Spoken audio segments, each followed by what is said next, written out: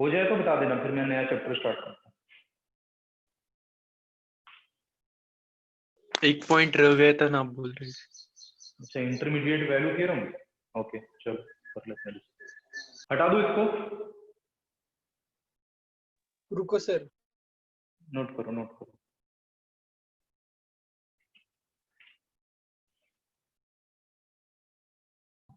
Sir ये इतने बड़े क्वेश्चंस आ सकते हैं मतलब? नहीं यार, मैंने कल बोला ना तुमको, जो कल ब्लैक बोर्ड पे भी किया समझा रहा था, वो भी क्वेश्चन देखो, इनको करने का और कोई शॉर्टकट तरीका नहीं है, this is the only way. पहले हम ऐसा इफेक्ट निकालेंगे, फिर हम सॉल्व कर पाएंगे। कैसे आ सकते हैं? पहले क्वेश्चन आते थे जब सब्जेक्टिव क्वेश्चन बनते थे, ठीक है? हाँ तुम उठा के देखो ना अब तक, कौन ये पूछ रहा था? अभिजीत पूछ रहे थे। हाँ। तुम बेटे उठा के 40 मिनट देख लो, कभी इतना बड़ा क्वेश्चन आया हो तो। इवन एडवांस में भी अभी इतने बड़े क्वेश्चन नहीं आते।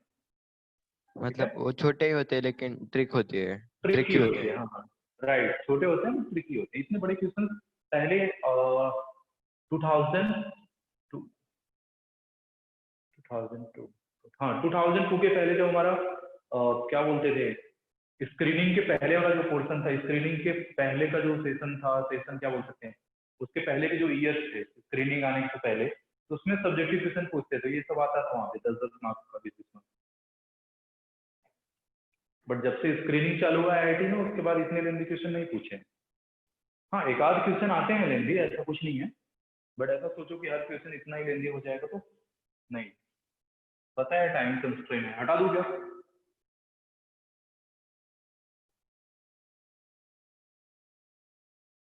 अरे इवन जानते हो, अभी 2014 से अगर तुम ट्रेंड देखोगे ना, 2014 से 19 तक के क्वेश्चन, खास करके लिमिट कॉन्टिन्यूटी से ना, कुछ कुछ तो ऐसे ऐसे क्वेश्चंस पूछे हैं कि अगर तुमने खूब अच्छे से प्रैक्टिस किया हुआ है लिमिट का, तो there is no need to write anything on the paper. मतलब अगर थोड़ा सा अच्छे से, लेकिन प्रैक्टिस अच्छी होनी चाहिए, अदरवाइज तुमको हर स्टेप लिखना पड़ेगा। अगर अच्छे से प्रैक्टिस किया है 300-400 क्वेश्चन का, तो बहुत सारे स्टेप्स तो उसका मन में कर सकते हो और आंसर लगा सकते हो। करेक्ट है, तो कोई इतना लेंदी क्वेश्चन नहीं आने। हाँ वो इंटरमीडिएट वैल्यू थ्योरम कल बताया था, समझा नहीं क्या? याद नहीं सर रहता। वापस एक्सप्लेन कर दो। वापस से एक्सप्लेन कर दें, ओके। और सर लिखवा भी दो। क्या क्या? हाँ लिखवा, याद नहीं रहता वो। सही बोल रहे।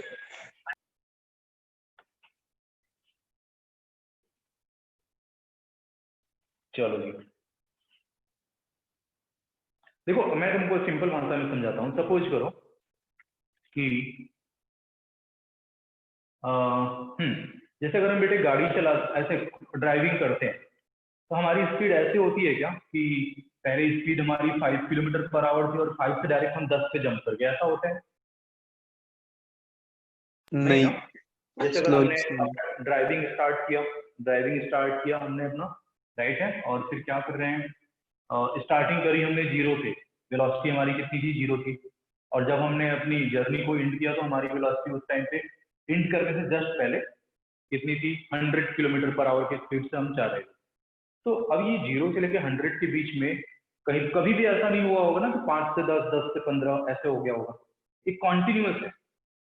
ये क्या है? कॉन्टिन्यूस है। इसका मतलब जैसे जैसे तुम्हारा टाइम पास हुआ है, टाइम जैसे जैसे टाइम पास हुआ, उसके ही हिसाब से क्या हुई? तुम्हारी वेलोसिटी चेंज हुई। इसका मतलब हम बोल सकते हैं कि your velocity is the function of time. तुम्हारा जो भी वेलोसिटी था वो क्या था? फंक्शन था। किसका? किसका फंक्शन था? टाइम का फंक्शन था। टाइम के चेंज होने के साथ तुम्हारी वेलोसिटी क्या हो रही थी? चेंज हो रही थी, राइट? ओके, और कॉन्टिन्यूस था, कहीं पे भी अचानक से ऐसे ब्रेक नहीं था। तो अब सोचो थोड़ा ध्यान से, अब मैं क्या बोल रहा हूँ कि तुम्हारी मिनिमम वेलोसिटी कितनी थी? जीरो। और मैक्सिमम वेलोसिटी कितनी थी? 100। और तुम्हारी जर्नी पूरी कॉन्टिन्यूस थी, तुमने कहीं भी ब्रेक अप नहीं किया। तो कहीं पे भी तुम 50 स्पीड पे तो आए होगे ना किसी न किसी टाइम पे। एक ऐसा जरूर टाइम एग्जिस्ट करेगा ना, एटलीस्ट एक टाइम ऐसा जरूर एग्जिस्ट करेगा जिसपे तुम्हारी स्पीड क्या रही होगी? 50 रही होगी। बताओ, ये चीज समझ में आई? In between your journey, correct है, at any point your speed should be 50।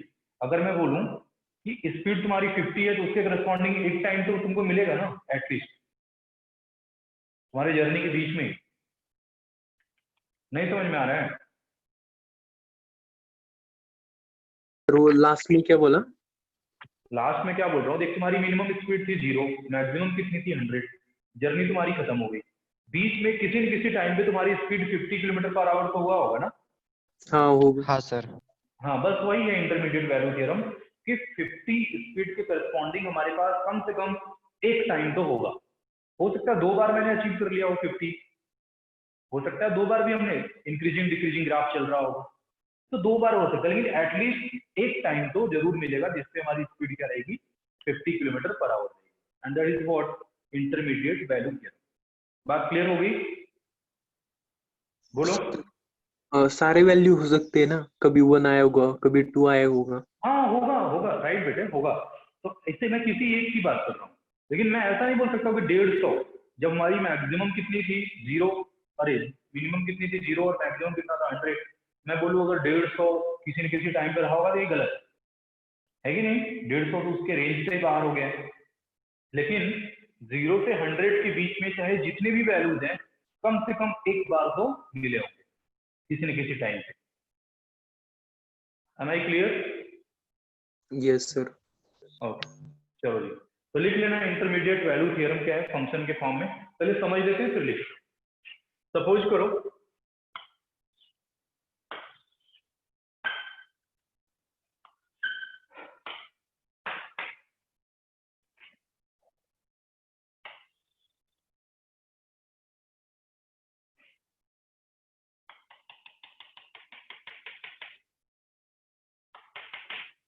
this is x is equal to a and this is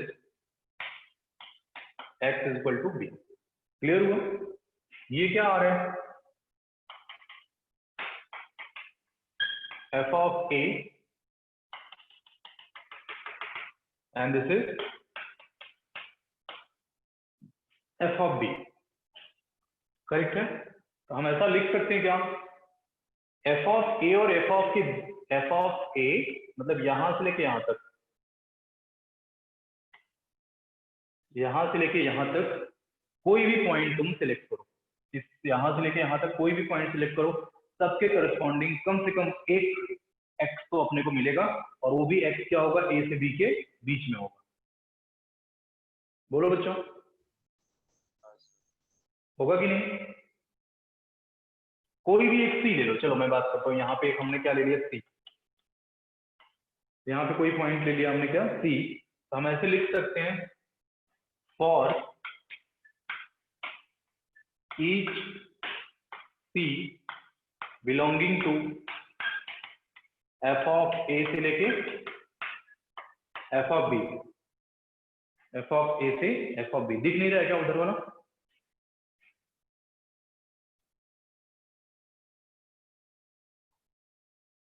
दिखा क्या? हाँ हाँ सर। दिख रहा होगा। हाँ, फॉर ईच सी, ये सी है बेटे small c, belonging to F of a और एफ ऑफ बी, जो एफ ऑफ ए और एफ ऑफ बी के बीच में है, देयर एग्जिस्ट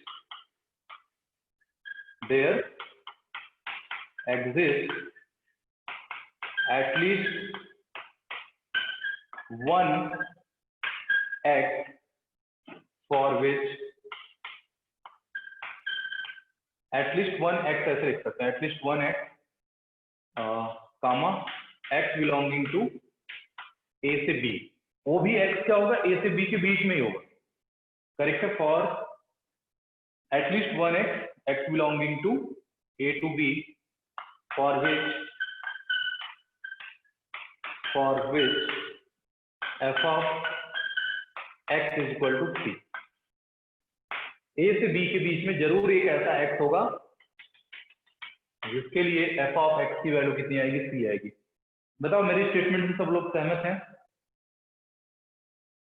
बोलो, या किसी को डाउट? ये स्टेटमेंट से सभी सहमत हैं या दिक्कत है?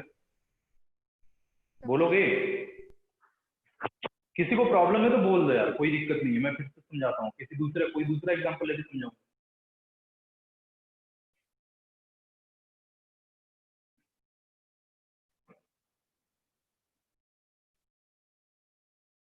स्मॉल सी है जो एफ ऑफ ए और एफ ऑफ बी के बीच में है, करेक्ट है।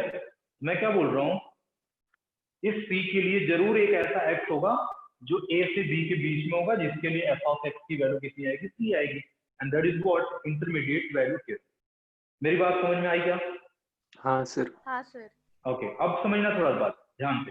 अब अगर मैं ग्राफ ऐसे बनाता हूँ बेटे, अब देखो इसी बात को मैं गलत प्रूफ करूंगा ना, अभी तुम लोग बोलोगे ये तो गलत हो गया, ठीक है, तो इसीलिए ये वाला ग्राफ भी देखो थोड़ा ध्यान से। ऐसा ग्राफ बनाया, यहाँ पे सॉलिड किया है और यहाँ पे हॉलो, ऐसा।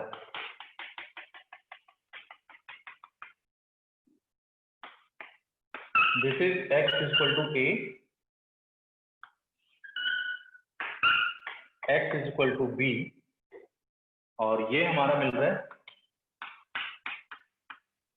f ऑफ a,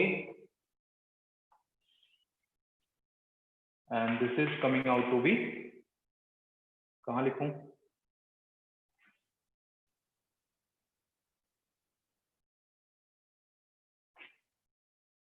अरे यार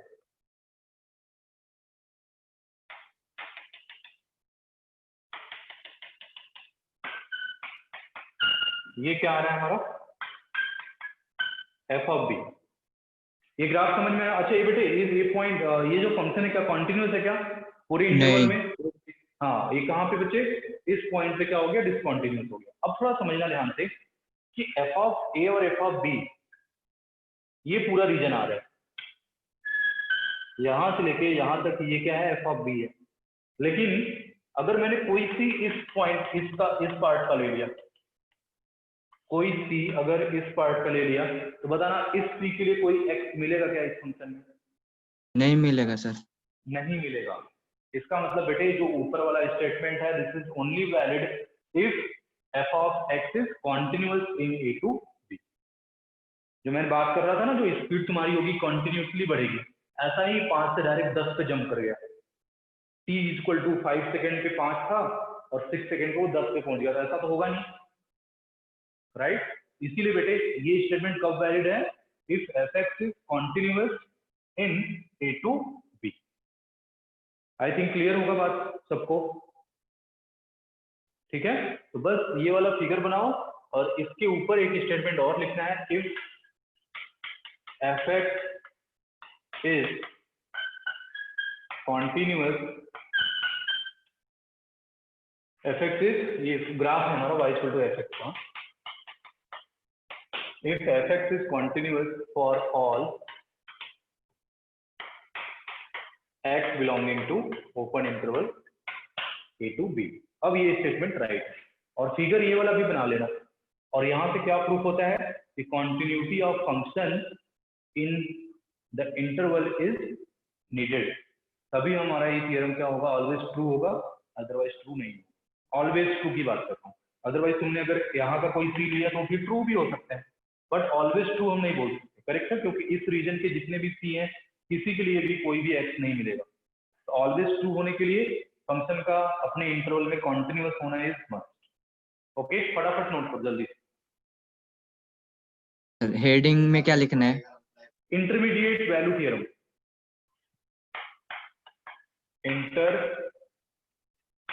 इंटरमीडिएट वैल्यू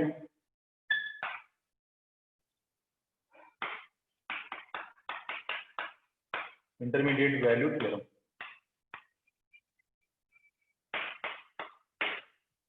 करेक्ट है, इंटरमीडिएट वैल्यू।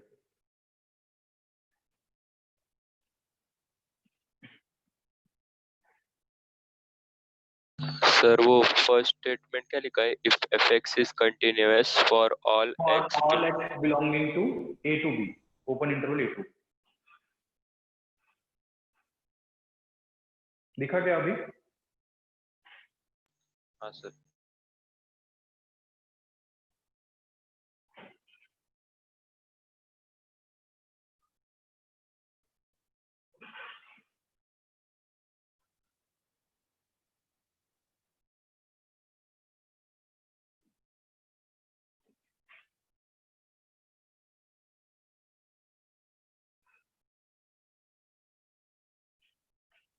हो गया?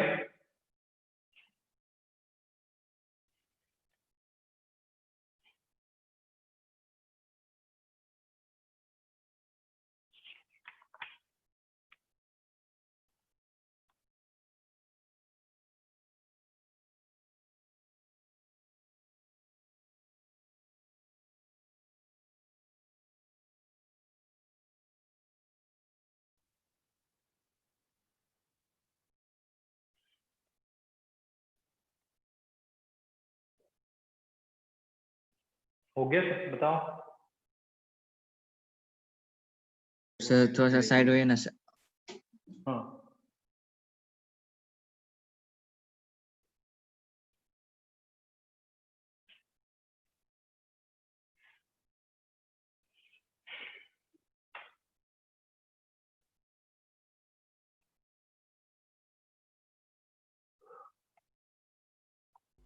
सर बस इतना ही लिखना है या वो कंटिन्यूटी का भी पॉइंट लिखना है? क्या बेटे? बस इतना ही लिखना है ना, वो एक्स्ट्रा कंटिन्यूअस? हाँ, ये लिख लेना और ये वाला फिगर बना के क्या लिखोगे? For correctness of IMVT, correctness of IMVT मतलब intermediate value theorem. For correctness of IMVT, continuity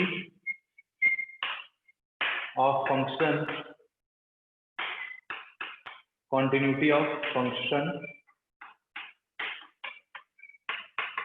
in given interval is must।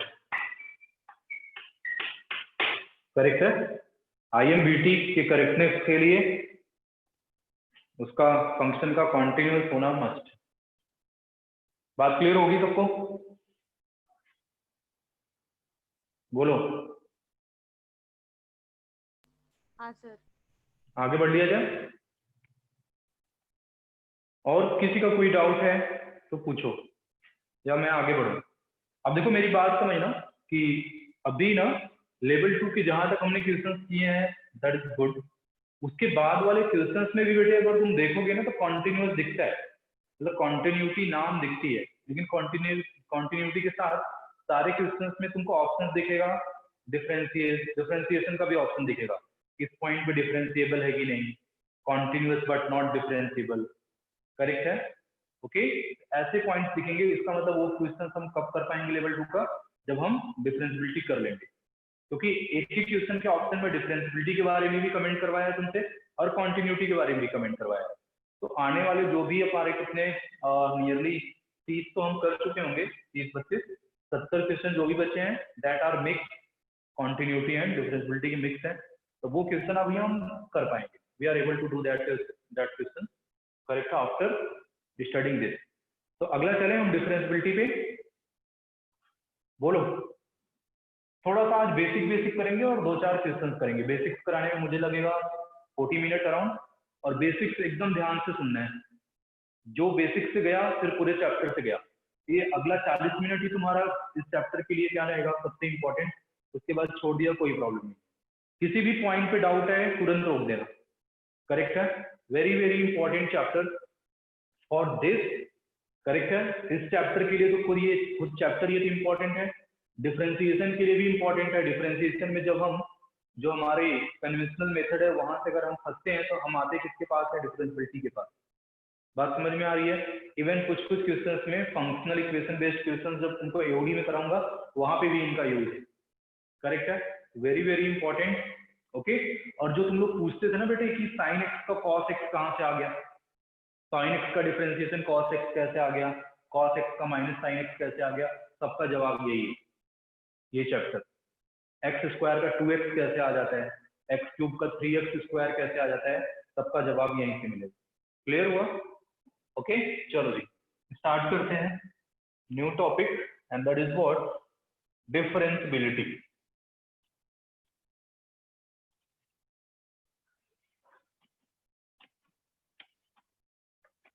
Differentiation और डिफरेंशिएबिलिटी अलग अलग है क्या? Differentiation is method and differentiability is the function of ability to be differentiate. मतलब differentiability क्या बताता है कि इस पॉइंट पे फंक्शन डिफरेंशिएट हो सकता है कि नहीं, और डिफरेंशिएशन मेथड है किसी फंक्शन को डिफरेंशिएट कर देना। करेक्ट है? बात समझ में आई? हाँ सर। हाँ। जैसे कुकिंग एंड ईटिंग ऐसा ही टाइप है। कुकिंग इज अ प्रोसेस, फिर उसका हम देखेंगे जो कुक हुआ है उसको हम खा सकते हैं कि नहीं, तो वैसा ही है। पहले डिफरेंशियबिलिटी से पता लगेगा ये डिफरेंशिएबल है कि नहीं उस पॉइंट पे। अगर तुम्हारा जवाब आता है यस है, तो फिर हम डिफरेंशिएट करेंगे। बात समझ में आ गई? चलो जी, तो स्टार्ट करते हैं। डिफरेंशियबिलिटी। अरे यार नंबर जा रहा है। एक मिनट बच्चों, चौक लेके आना पड़ेगा।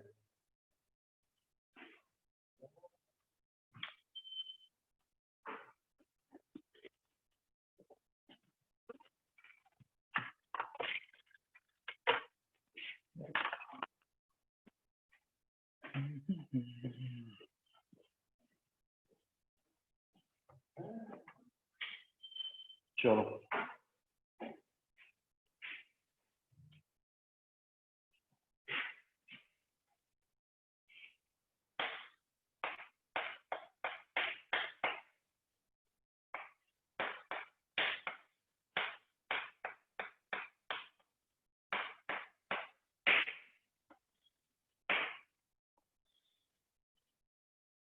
डिफरेंशियबिलिटी, ठीक है। चलो स्टार्ट करते हैं। तो समझते हैं पहले डिफरेंशियबिलिटी का मतलब क्या होता है। फिजिक्स में तुमको पता ही होगा कि हम डिफरेंशिएशन क्यों करते हैं। फिजिक्स में डिफरेंशिएशन हम क्यों करते हैं बताओ? फिजिक्स में डिफरेंशिएशन हम क्यों करते हैं? हाँ सर बच्चों। जहाँ हाँ, पे मल्टीप्लिकेशन काम नहीं आता है वहाँ पे इंटीग्रेशन काम आता है, जहाँ पे डिवीजन काम नहीं आता है वहाँ पे डिफरेंशिएशन काम आता है। तो चिपका रहा है मुझे मिथिलेश सर की वाणी। ओके, अच्छा और कोई बताएगा फिजिक्स में हम डिफरेंशिएशन कहाँ यूज करते हैं और क्यों यूज करते हैं? बोलो। कैलकुलेशन इजी करने के लिए। कैलकुलेशन जी। अगर हमें किसी चीज की वैल्यू इसी टर्म में चाहिए ऐसे हो तो तब भी करते हैं ना हम।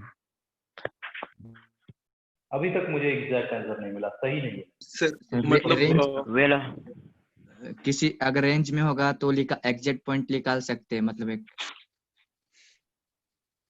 ओके। मतलब और सर कोई ध्यान? एक्स टाइम पर वो v वेलोसिटी से जा रहा है ना, तो उससे हमें एक रिलेशन मिल सकता है। इस हाँ उसके बेस पर हम कौन सा भी टाइम उस पे सब्स्टिट्यूट करके वेलोसिटी निकाल सकते हैं ना। हाँ राइट। सर डिफरेंशिएशन स्लोप और रेट के लिए निकाला जाता है ना?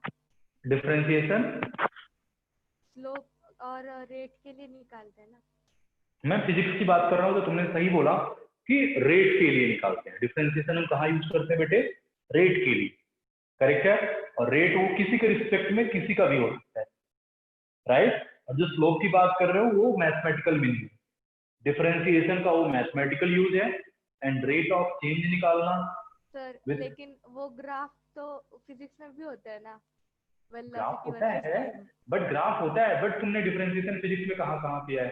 Rate of change of displacement, rate of change of velocity, rate of change of acceleration भी निकालते हैं। अभी पढ़ रहे होगे तुम लोग गॉस लॉ, उसमें क्या निकालते हैं? फ्लक्स निकालते हैं ना, फाई होता है ना कुछ, फाई हाँ D phi upon D T भी कुछ देता है ना, पता नहीं, मुझे नहीं पता, आई डोंट नो, बट देखा हूँ कहीं कहीं फ्लक्स को डिफरेंशिएट को करते हैं उससे कुछ मिलता है। आई डोंट नो क्या मिलता है, मुझे भूल चुका है, बट ऐसा कुछ है शायद कि उसको भी डिफरेंशिएट करते हैं किसी के रिस्पेक्ट में, फ्लक्स को, इलेक्ट्रिक फ्लक्स जो निकलते हैं। ओके छोड़ो, मैं उधर नहीं जाना चाहूंगा। तो डिफरेंशिएशन का जो फिजिकल मीनिंग है बेटे, जो हम फिजिकल एस्पेक्ट में सोचते हैं, तो क्या होता है? Rate of change of any quantity with respect to any given quantity. अगर जैसे मैं बोल रहा हूँ कोई क्वांटिटी हमारी क्या है? एस है। कोई क्वांटिटी क्या है? एस है, और वो चेंज हो रही है विथ रिस्पेक्ट टू टी। वो टी के रिस्पेक्ट में क्या हो रही है, चेंज हो रही है। इसका मतलब अगर हम टी में कुछ चेंज करेंगे तो एस में भी कुछ एस में भी क्या होगा, कुछ चेंज होगा। तो उसी रिलेटिव चेंज को, relative change of S with respect to change in T is called as rate of change. Correct है। उस रेट ऑफ चेंज दो टाइप का होता है, एक एवरेज होता है और एक क्या होता है, इंस्टेंटेनियस।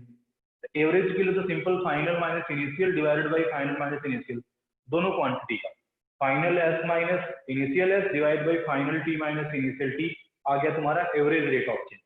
लेकिन अगर अपने को क्या चाहिए, इंस्टेंटेनियस रेट ऑफ चेंज किसी एग्जैक्ट उसी पॉइंट पे, करेक्ट है, then we have to do differentiation.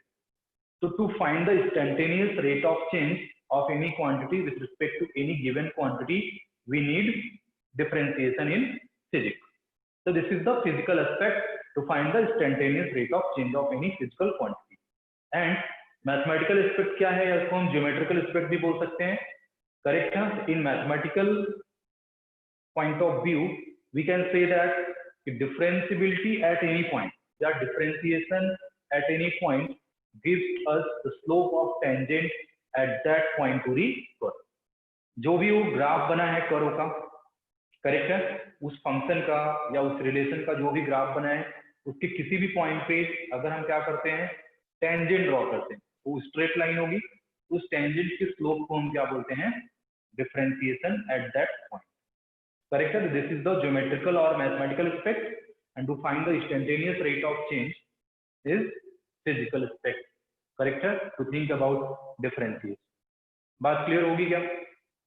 अच्छा, फिर ऐसा भी पढ़ा होगा बेटे तुम लोगों ने कि ऐसा पढ़ा होगा कि इलेक्ट्रिक लाइंस एक दूसरे को कट नहीं करती, पढ़ा होगा।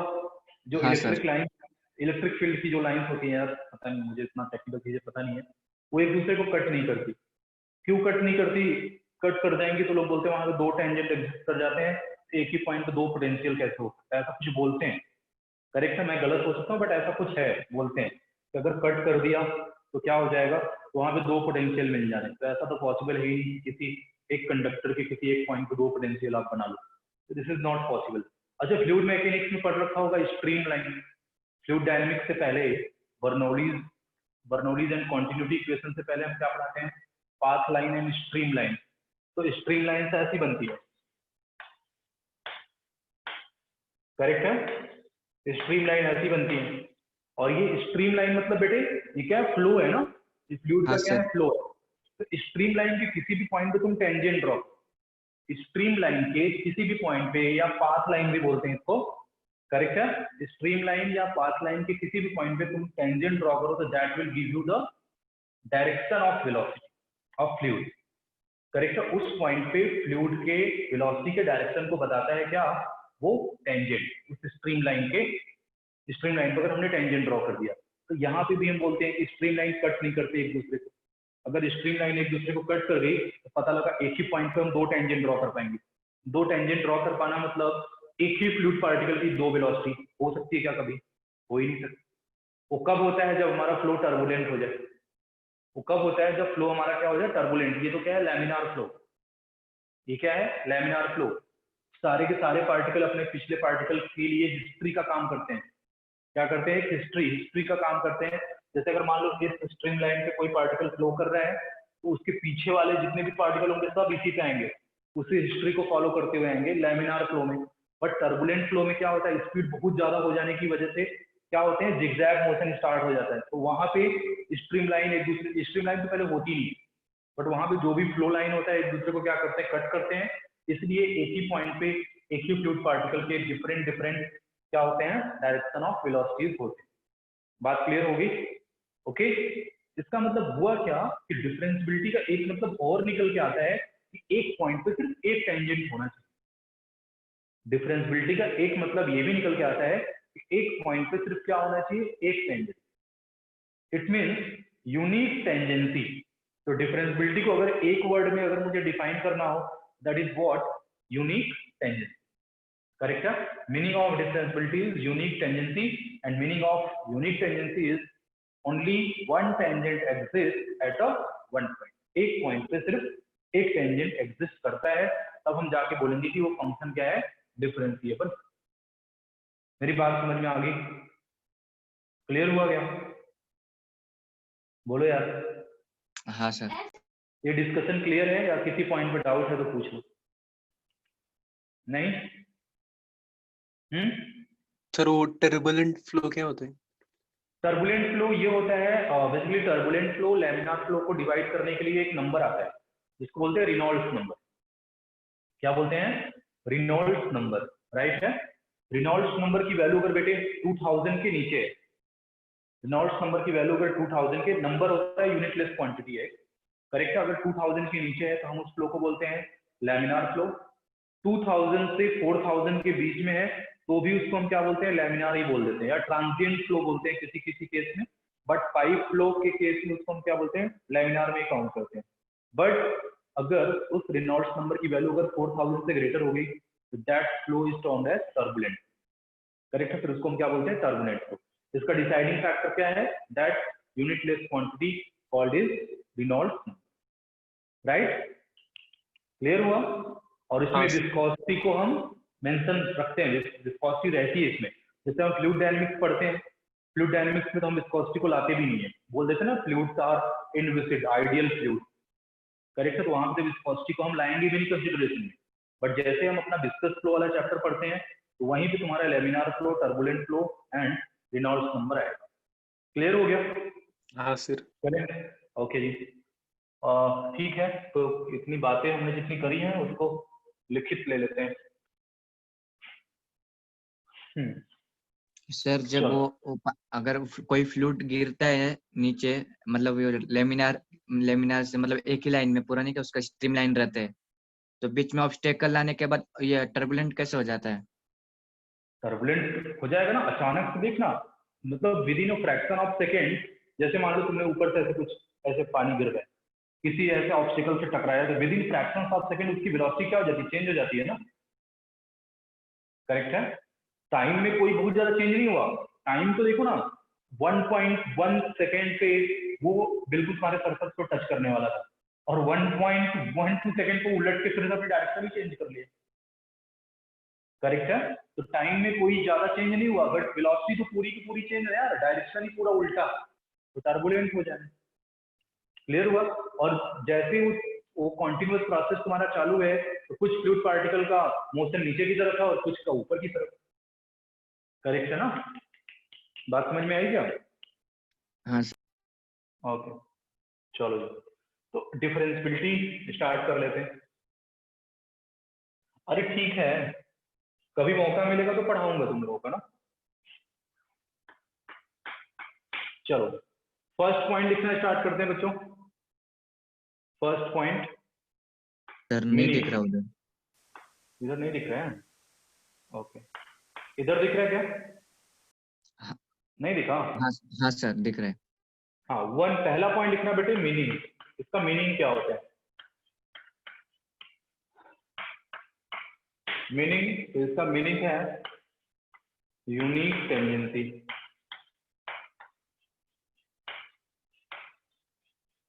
यूनिक टेंजेंसी इसका मतलब only one tangent is possible at one point, correct है। तो इसका मीनिंग है only one tangent possible is at one point. बात क्लियर होगी बेटे? बोलो बोलो बोलो। अगला पॉइंट, इसके सिनोनिम, इसको और किस नाम से हम जानते हैं?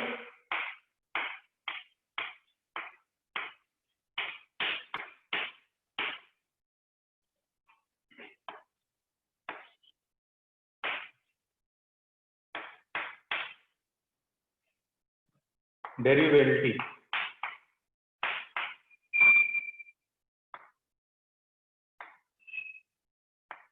डेरिवेबल क्या होता है भाई? एक मिनट रुक थोड़ा। डेरिवेटिव बोलते हैं ना, डेरिवेटिव, उसको क्या बोलेंगे? डीई होता है ना? हाँ, डीई होता है, राइट। हाँ वो ठीक है। DERI। हाँ रुकना थोड़ा, तो जैसे डिफरेंशियबिलिटी है ना, वैसे मुझे क्या बनेगा? डेरिवेबिलिटी। अच्छा हाँ ठीक है, DERI बताया यार संग्राम।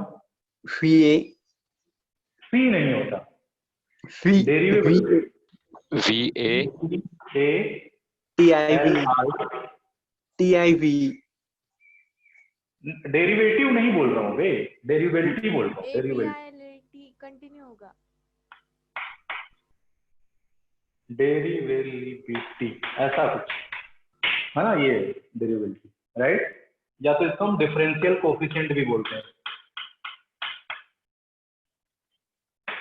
या इसको क्या बोलते हैं हम, डिफरेंशियल कोफिशिएंट भी बोल देते हैं। क्लियर हुआ? बोलो बच्चों, क्लियर है क्या? अब क्या करते हैं, इसी 2 पॉइंट के नीचे कुछ ग्राफ बनाते हैं। मैं ग्राफ बना के आपसे पूछूंगा कि बताना इस पॉइंट पे फंक्शन डिफरेंशिएबल है कि नहीं। हमेशा याद रखना, डिफरेंशिएबल का मतलब यूनिक टेंजेंसी, उस पॉइंट पे सिर्फ एक टेंजेंट होना चाहिए।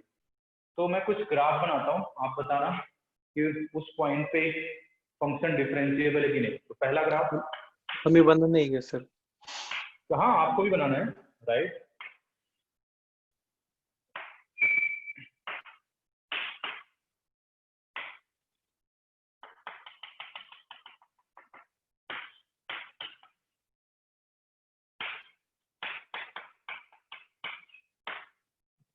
पहला ग्राफ है,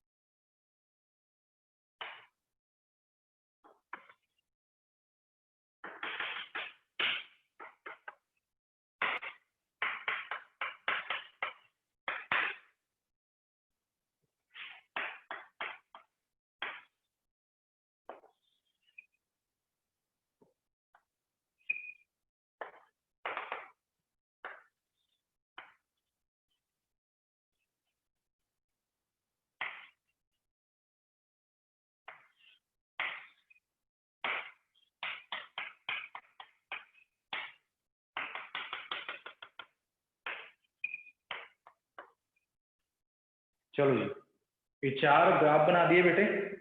बताओ इसमें से कौन सा ग्राफ है जो x = a पे डिफरेंशिएबल है? कौन सा पहला फंक्शन? हाँ पहला ही है। हाँ राइट बेटे, वेरी गुड, पहला है, राइट। और डिस्कशन में चलेंगे ना, इस पे और डिस्कशन में चलेंगे, घबराना नहीं है। चलो सबको देख के पता लग रहा है कि पहला ही ग्राफ ऐसा है जिसके इस पॉइंट पे सिर्फ एक टेंजेंट एग्जिस्ट करेगा, इस पॉइंट पे सिर्फ एक टेंजेंट एग्जिस्ट करेगा, एंड दैट इज व्हाट, ऐसा कुछ।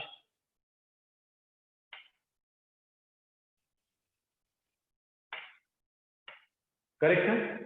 बाकी दूसरे का आते हैं बच्चे, तो देखो ये ग्राफ कैसा है, ऐसा। बताओ इस पॉइंट पे कितने टेंजेंट एग्जिस्ट करेंगे?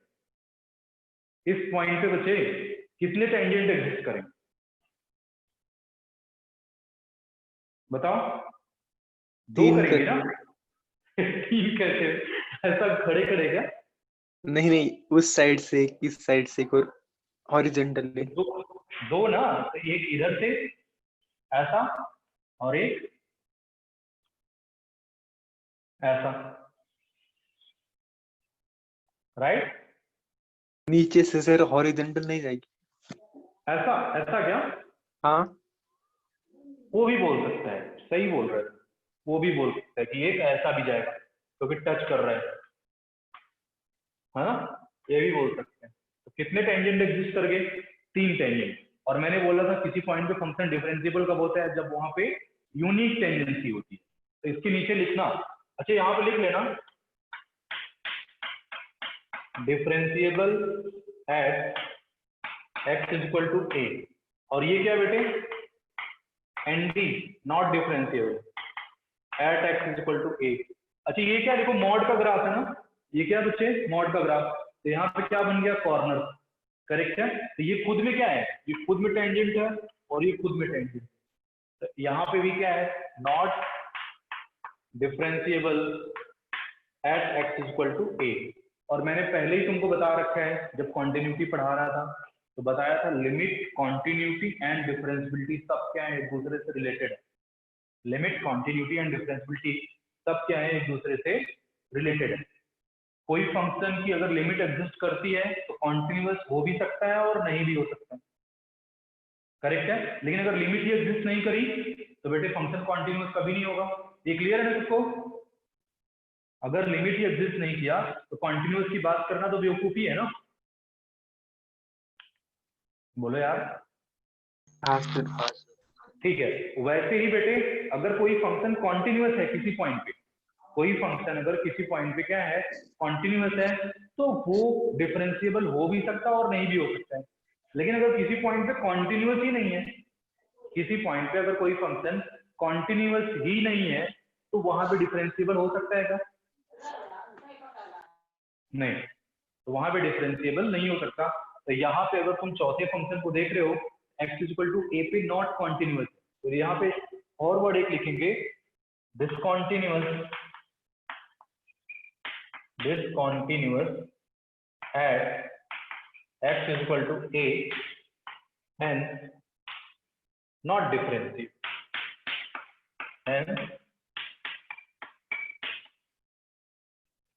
and not differentiable at x equal to a। बात समझ में आ गई? बोलो, ये चारों ग्राफ समझ में आए सबको? क्यों कॉन्टिन्यूअस, अरे क्यों डिफरेंशिएबल है और क्यों डिफरेंशिएबल नहीं है? बोलो जी, बोलो बोलो। हाँ सर। ओके, हटा दूं? नोट कर लो, नोट कर लो फिर हटा दो। नोट कर लिया तो बता देना।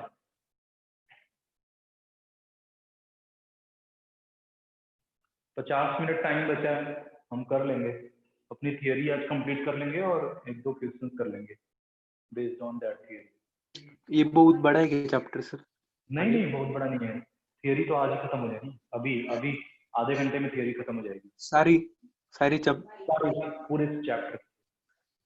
फिर उसके बाद आज 28 है ना? आज 28 है क्या कि 27? 28 28 29 30 और ये 30 का ही महीना होता है क्या? हाँ हाँ सर। तो 1 2 तारीख तक जाएगा, 2 को खत्म हो जाएगा, 2 को खत्म हो जाएगा। उसके बाद मेथड्स ऑफ डिफरेंशिएशन स्टार्ट करेंगे मॉड्यूल। चलें बच्चों, हटाऊं क्या? हाँ सर। बोला करो यार।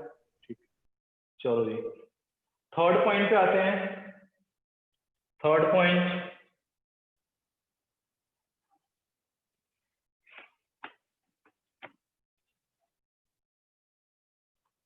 थर्ड पॉइंट क्या है?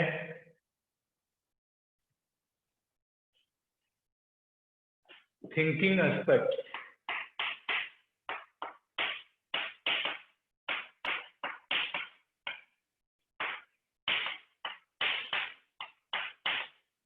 तो 2 थिंकिंग एस्पेक्ट्स मैंने तो पहले बता रखा था, एक है फिजिकल और एक है मैथमेटिकल और ज्योमेट्रिकल। तो फिजिकल एस्पेक्ट का मतलब क्या होता है? Instantaneous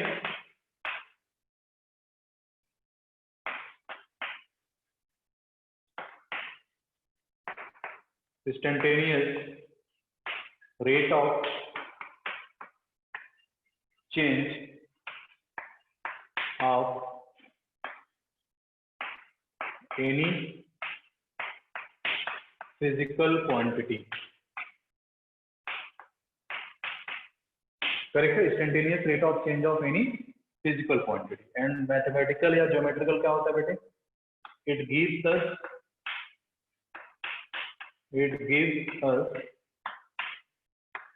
the slope of tangent to the curve at that point. उस पॉइंट पे स्लोप टेंजेंट के स्लोप को देगा ये अपना डेरिवेटिव। बात समझ में आ गया सबको? बोलो जी, क्लियर है ना? इस पॉइंट को तो पहले ही एक्सप्लेन किया हुआ हाँ है। सर। ठीक, फोर्थ पॉइंट बचे। फोर्थ पॉइंट लिखेंगे, ऐसा ग्राफ बना लो एक।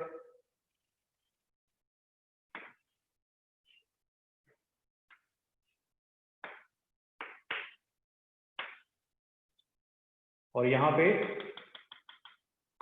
x is equal to a, और यहाँ पे हमने क्या ड्रॉ किया? टेंजेंट। ये समझ जाना टेंजेंट है। यहाँ दिस इज टेंजेंट। बताना ये positive direction of x axis के साथ कितना एंगल बना रहा है? मैंने मान लिया कि कितना एंगल बना रहा है? थीटा, राइट बेटे?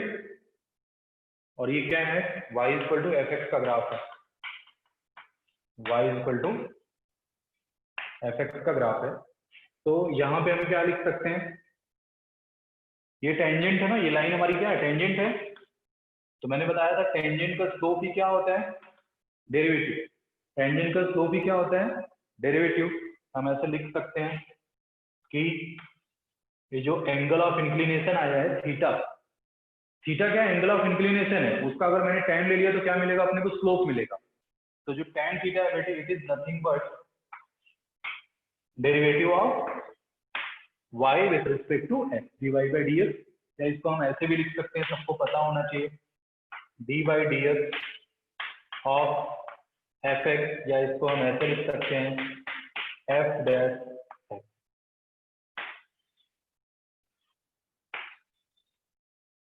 क्लियर हुआ? चौथा पॉइंट क्लियर है सबको? हाँ sir. Tangent positive direction of x axis के साथ जो एंगल बनाता है उसको हम एंगल ऑफ इंक्लिनेशन बोलते हैं, और उसका टेंजेंट ही हमारा क्या होता है? स्लोप। और स्लोप क्या होता है? डेरिवेटिव। इस डेरिवेटिव को मैं ऐसे भी लिख सकता हूँ और ऐसे भी लिख सकता हूँ। खत्म। बताओ जी,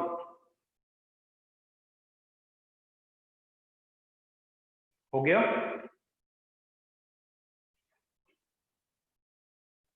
बोलो। Yes sir. ओके, चलो नेक्स्ट पॉइंट पे चलते हैं। पांचवा पॉइंट लिखो, फिफ्थ पॉइंट।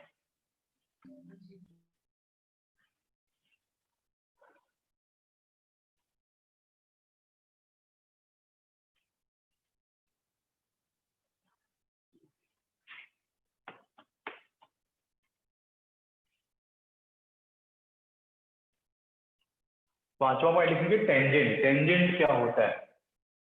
टेंजेंट का एक, पता नहीं मैंने तुमको बेसिक डेफिनेशन बताया होगा कि नहीं, बताया तो जरूर होगा। जब मैंने सर्कल पे टेंजेंट स्टार्ट किया होगा ना, तो वहां पे जरूर ये डेफिनेशन मैं देता हूँ, पता नहीं तुम लोगों को दिया था कि नहीं। पांचवा पॉइंट लिख लेना बेटे, फिफ्थ पॉइंट टेंजेंट।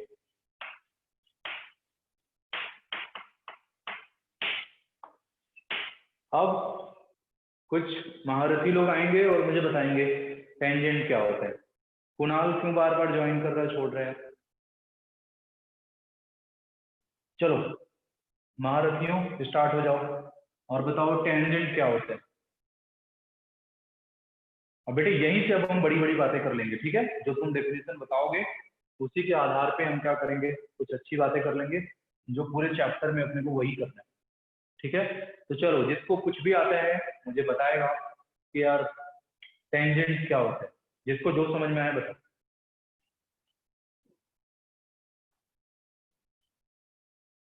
बोलो, मैं वेट कर रहा हूँ।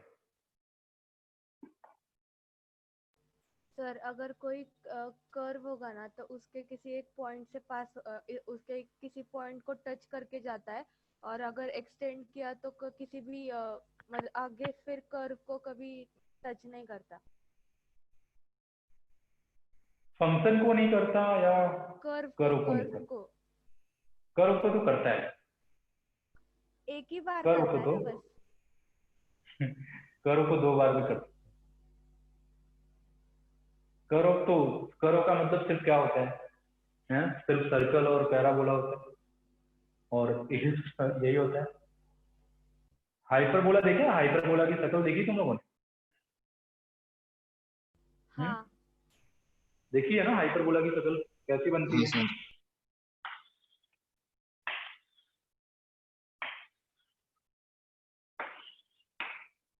ऐसे बनता है इसके इस पॉइंट पे, और ये दोनों एक ही हाइपरबोला है। अलग अलग मत सोचना कि ये अलग हाइपरबोला और ये अलग हाइपरबोला है। ये दोनों बेटे क्या पैराबोला है? क्या क्या? ये तो पैराबोला दिख रहा है। 2 पैराबोला ना। लेकिन इसकी इसेंट्रिसिटी क्या होती है? ग्रेटर देन 1 होता है, राइट? इसकी इसेंट्रिसिटी क्या होती है? Greater than 1। तो शक्ल उसकी वैसी है, बट ये है क्या? Hyperbola, right? अच्छा समझना, ये दोनों क्या है बच्चे? एक ही हाइपरबोला है।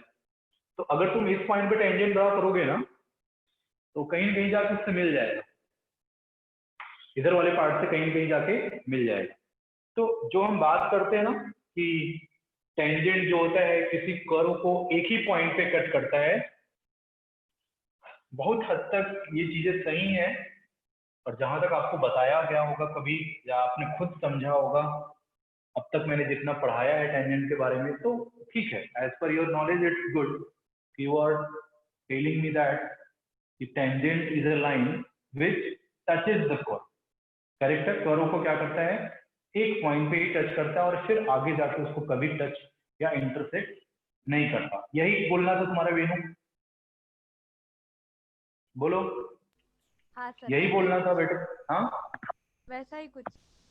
हाँ, ऐसा ही कुछ बोलना था, राइट? तो मेरी बात समझना, जो हम बोलते हैं ना कि फिर से किसी पॉइंट पे ये कट या टच नहीं करता या इंटरसेक्ट या टच नहीं करता, वो दैट पार्ट इज रॉन्ग। किसी भी पॉइंट नहीं होता है इमीडिएट नेबरहुड पॉइंट। क्या होता है? Immediate neighbourhood point. मतलब अगर एक पॉइंट पे टच किया तो अपने जस्ट बगल वाले पॉइंट को फिर से वो टच या कट नहीं करेगा, बहुत दूर जाके कर सकते हैं, करेक्ट है? बट अपने immediate left and immediate right में फिर से उसको कट या टच नहीं करेगा। उसको हम क्या बोलते हैं? टेंजेंट लाइन बोलते हैं। और फंक्शन के केस में तो एक ही जगह करता है, बट कर्व होते हैं ना, कुछ ऐसे ऐसे कर्व होते हैं। जैसे अगर मैं बात करूं बेटे किसी क्यूबिक इक्वेशन की बात करूं, किसकी बात करूं? किसी क्यूबिक इक्वेशन की। तो थोड़ा सोचो कि क्यूबिक इक्वेशन तो बच्चे ग्राफ कैसे जाता है? अगर मैं इसकी बात करता हूँ, y is equal to X minus 1 into X minus 2 into X minus 3, तो ये एक्स एक्सिस को 1, 2 एंड 3 पे कट करेगा, तो ग्राफ तो ऐसा बनता है, इधर ऐसा, ऐसा और ऐसा ग्राफ बनता है बच्चों।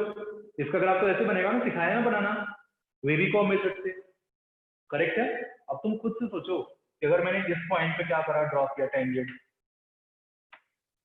तो बेटे यहाँ पे जाके कट कर देगा ना इसको। क्लियर हुआ? तो ऐसा नहीं बोलेंगे कि ये टेंजेंट नहीं है, ये पक्का टेंजेंट है। ये टेंजेंट है। क्यों टेंजेंट है? कि इसने अपने इमीडिएट लेफ्ट और इमीडिएट राइट पे फिर से फंक्शन को कट या टच नहीं किया, बहुत दूर जा चुकी है, तो वो टेंजेंट में हम काउंट करेंगे, करेक्ट है? तो टेंजेंट का डेफिनेशन ये होना चाहिए कि वो कर्व को अपने immediate left and right point पे सिर्फ एक ही जगह टच करता है और कहीं नहीं करता। बात क्लियर हुआ?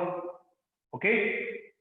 किसी पॉइंट पे टेंजेंट अपने immediate left and immediate right पे फिर से ना कर्व को टच करता है ना कट करता है, तो ऐसी लाइंस को हम क्या बोलेंगे? टेंजेंट। बातें क्लियर हुई सबको कि टेंजेंट कर्व को कट भी कर सकता आगे जाके?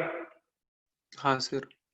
ओके गुड, बढ़िया। सर जानते हो आगे आगे जाके टच भी कर सकता है, आगे जाके बच्चे टच भी कर सकता है। अगर सपोज करो एक कर्व यहाँ से लौट गया हो, ये कर्व यहाँ से लौट के ऐसा आ गया हो, तो पता लगा इस पे जो टेंजेंट ड्रॉ किया वो आगे जाके फिर से टेंजेंट हो गया। क्लियर हुआ बच्चों? तो टच भी कर सकता है आगे जाके और कट भी कर सकता है कर्व को, तो उसको हम टेंजेंट बोलेंगे। बस इमीडिएट नेबरहुड पॉइंट पे नहीं होनी चाहिए कुछ ऐसी फेनोमेना। चलो संग्राम कुछ पूछ रहे थे। हाँ सर, जिस पॉइंट पे हम टेंजेंट निकालते उस पॉइंट पे लिमिट हाँ। एग्जिस्ट करती होगी ना? बिल्कुल बिल्कुल यार, बिल्कुल। लिमिट एग्जिस्ट नहीं किया तो बेटे वहां पे तो कॉन्टिन्यूस ही नहीं हुआ, और कॉन्टिन्यूस नहीं हुआ हम डिफरेंशिएशन की बात कर सकते हैं, है कि नहीं? बोलो जी। सर हमने बोलो।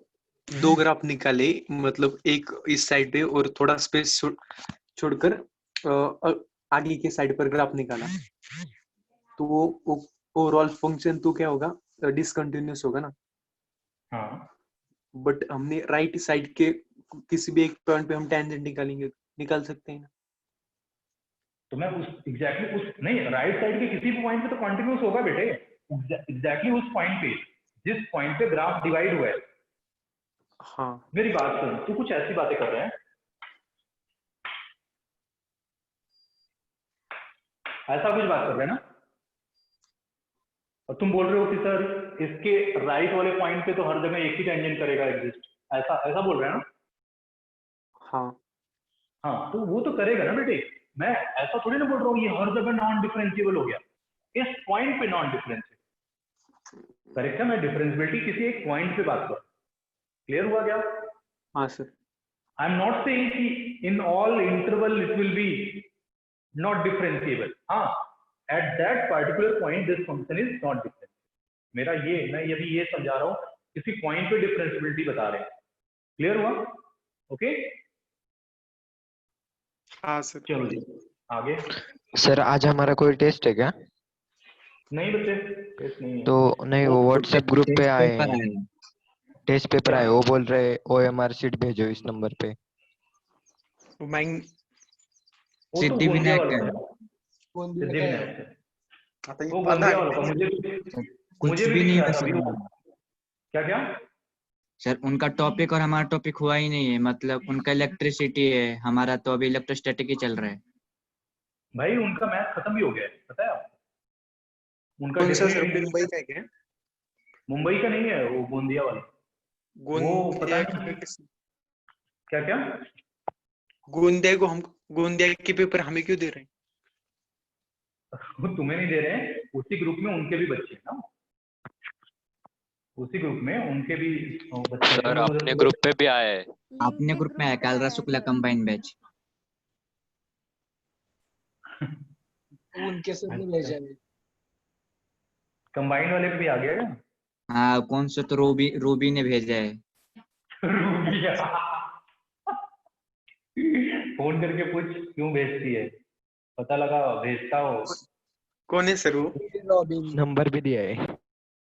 नंबर भी दे दिया क्या? हाँ अरे बाप रे बाप, नहीं वो बहुत ऐसा आगे कुछ के। नहीं करना ऐसा कुछ, हाँ? पता लगा OMR पे कुछ और ही लिख के भेज दिए तुम लोग। हाँ विपिन, नहीं सर, लेकिन वैसा सोचा। कुछ नहीं। चलो जी, ठीक है, टेंजेंट पे आते हैं बेटे। तो टेंजेंट का मतलब क्या होता है, मैं कुछ एक टेक्निकल टर्म बोलूंगा जो तुमको डाइजेस्ट नहीं होगा, लेकिन 4-5 मिनट बाद वो डाइजेस्ट हो जाएगा तुमको, करेक्ट है? तो क्या बोल रहा हूँ, टेंजेंट होता है बेटे लिमिटिंग केस ऑफ सीकेंड। अच्छा चल भूल जा, मैंने जो बोला भूल जा, पहले बता सीकेंड क्या होता है, कोई बताएगा सीकेंड क्या होता है? सर मतलब ये जो ज्यादा दो point कर में ना 2 पॉइंट पे कट करता है। 2 पॉइंट पे क्या कर जाता है, कट कर जाता है ना, ठीक है? तो हाँ उसको हम सर। क्या बोलते हैं, सीकेंड बोल देते हैं। क्या बोल देते हैं उसको हम, सीकेंड। तो मैं क्या बोल रहा हूँ, टेंजेंट का डेफिनेशन में क्या बोल रहा हूँ, it is a limiting case of, it is a limiting case of secant, correct है? This is limiting case of secant. Digest नहीं हुआ ना? हुआ। हुआ क्या? नहीं अच्छा हुआ। कैसे हुआ, फिर बता मतलब कैसे? सेकेंड वो दो से ज्यादा पॉइंट पे, मतलब वो करते हैं ना इंटरसेक्ट, एक ही पॉइंट पे होते हैं, तो टेंजेंट एक ही पॉइंट पे होती है। हाँ, अरे बहुत हद तक तूने कुछ सही बोल दिया बेटे, बहुत बढ़िया बात बोली, ठीक है। चलो मैं और समझाता हूँ तुमको क्या है। तो पहले डेफिनेशन लिख के निकलते हैं, तो देखते हैं क्या है। लिख लेना, टेंजेंट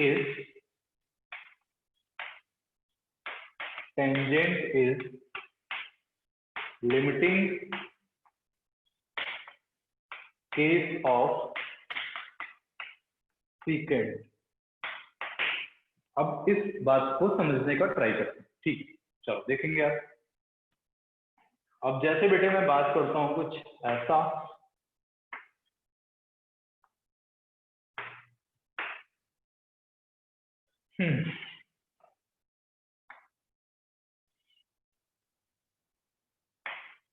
ये हमारा फंक्शन है y equal to F X. यहाँ पे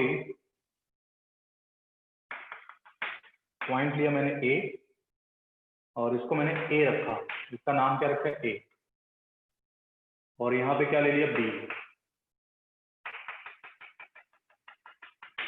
ठीक है, ओके। और इसको मैं क्या रख रहा हूँ a प्लस एच, a से आगे आगे a प्लस एच, राइट बेटे। अब बताना ये लाइन क्या है, टेंजेंट है या सीकेंट है? ए बी, ए बी क्या है बच्चों, बताओ, सीकेंट या टेंजेंट? सेकेंड। सीकेंट क्या है ये, सीकेंट। अब थोड़ा ध्यान से सोच कि इस b को अगर मैं यहां शिफ्ट कर दूं, इस b पॉइंट को यहां शिफ्ट कर दूं, तो क्या है, टेंजेंट है या सीकेंट? सीकेंट ही है। सीकेंट है। अगर यहां शिफ्ट कर दूं बेटे तो टेंजेंट है या सीकेंट? सेकंड। सीकेंट ही। अच्छा, अब देखो b को जो हम शिफ्ट कर रहे हैं ना, तो हम एक काम कर रहे हैं, a को छेड़ भी नहीं रहे, किसको छेड़ रहे हैं, h को कम करते जा रहे हैं। h की जो वैल्यू बचे उसको क्या करते जा रहे हैं, कम करते जा रहे हैं, हाँ सर। राइट। अब अगर मैं बोलूं कि h किसको टेंड कर जाए, अगर मैं h पे लिमिट लगा दूं, h पे अगर मैं लिमिट लगा दूं, limit h tending to zero, limit अगर क्या होगी बेटे, h पे लिमिट लगा दिया and that is tending to zero, इसका मतलब ये h क्या हो जाएगा, अपना एक्चुअल वाला h, very very very small positive quantity. बात समझ में आ गई क्या? तो ये जो a प्लस एच पॉइंट है बेटे, ये बिल्कुल इसके पास पहुंच जाएगा, इमीडिएट राइट में पहुंच जाएगा। तो ये जो सीकेंड चल रहा था बार बार, वो क्या बन जाएगा, कुछ ऐसा टेंजेंट बन जाएगा। बनेगा कि नहीं, बनेगा ना बच्चे, बोलो बोलो। हाँ जैसे सर। ही मैं h को क्या करा देता हूँ, टेंड करा देता हूँ, किसको लिमिट लगा दिया h पे, and that is what, tending to zero, that will become tangent. बोलो, ठीक है, बोलो यार। नहीं, नहीं क्लियर हुआ? हुआ। तो सर ठीक वो है। टेंजेंट हुआ ना। हाँ, अब ये क्या हो जाएगा बेटे, टेंजेंट। तभी तो बोला कि जैसे ही लिमिटिंग केस बना दी हमने, लिमिटिंग केस मतलब h को टेंडिंग टू जीरो करा दिया, तो वो सेकंड क्या बन गया, टेंजेंट। बात समझ में आ गई? बोलो, हाँ सर। थोड़ा जल्दी बोलोगे तब थियरी खत्म होगी, अदरवाइज थियरी नहीं खत्म होगी। 5वां पॉइंट चल रहा है, अभी 4 पॉइंट और हैं। चलो अब इसी में एक और ग्राफ बना के थोड़ा और समझते हैं, थोड़ी और आगे बढ़ते हैं, अभी और आगे ले चलते हैं। चलो देखेंगे, एक ऐसा ग्राफ बनाया बेटे, y equal to F X का, y equal to F X का, और यहां पे कोई पॉइंट रखा हमने, यहां पे ये क्या है, x इक्वल टू a। अच्छा, एक यहां पे पॉइंट रख लिया, दिस इज a, a, यहां पे b रख लिया, और यहां पे एक पॉइंट रख लिया c, राइट, ओके। इसको हमने क्या लिया, a प्लस एच, और इसको क्या लिया, a माइनस। बात समझ में आई? इतना समझ में आया ना, इसमें क्या है समझ में? ठीक है, चलो जी। अब बताओ बच्चे, ए बी क्या है, सेकेंड है, ए बी क्या है, सेकेंड। वैसे ही बेटे ए सी क्या है, सेकेंड है कि नहीं, बोलो बोलो। हाँ सर। अच्छा, अब मैं अगर सी को पास लाता हूँ बेटे, तो ए भी सेकेंड है, बी को भी पास लाया, ए भी सेकेंड है, फिर इसको और पास लाया, ए भी सेकेंड है, और इसको और पास लाया, तो ए भी सेकेंड है। लेकिन जैसे ही एच किसको टेंड कर जाएगा, जीरो को, तो इधर वाला टेंजेंट ऐसा बन जाएगा और इधर वाला टेंजेंट ऐसा बन जाएगा। तो देख रहे हो, दोनों टेंजेंट मिल गए। हम लेफ्ट से आ रहे थे तो भी, राइट से आ रहे थे तो भी, दोनों मिलके क्या हो गए, एक हो गए, और दोनों का स्लोप सेम हो गया। मतलब ये लाइन बच्चे एक हो गई ना, जैसे ही limit H tending to zero हुआ, ये लाइन ही क्या हो गई, सेम।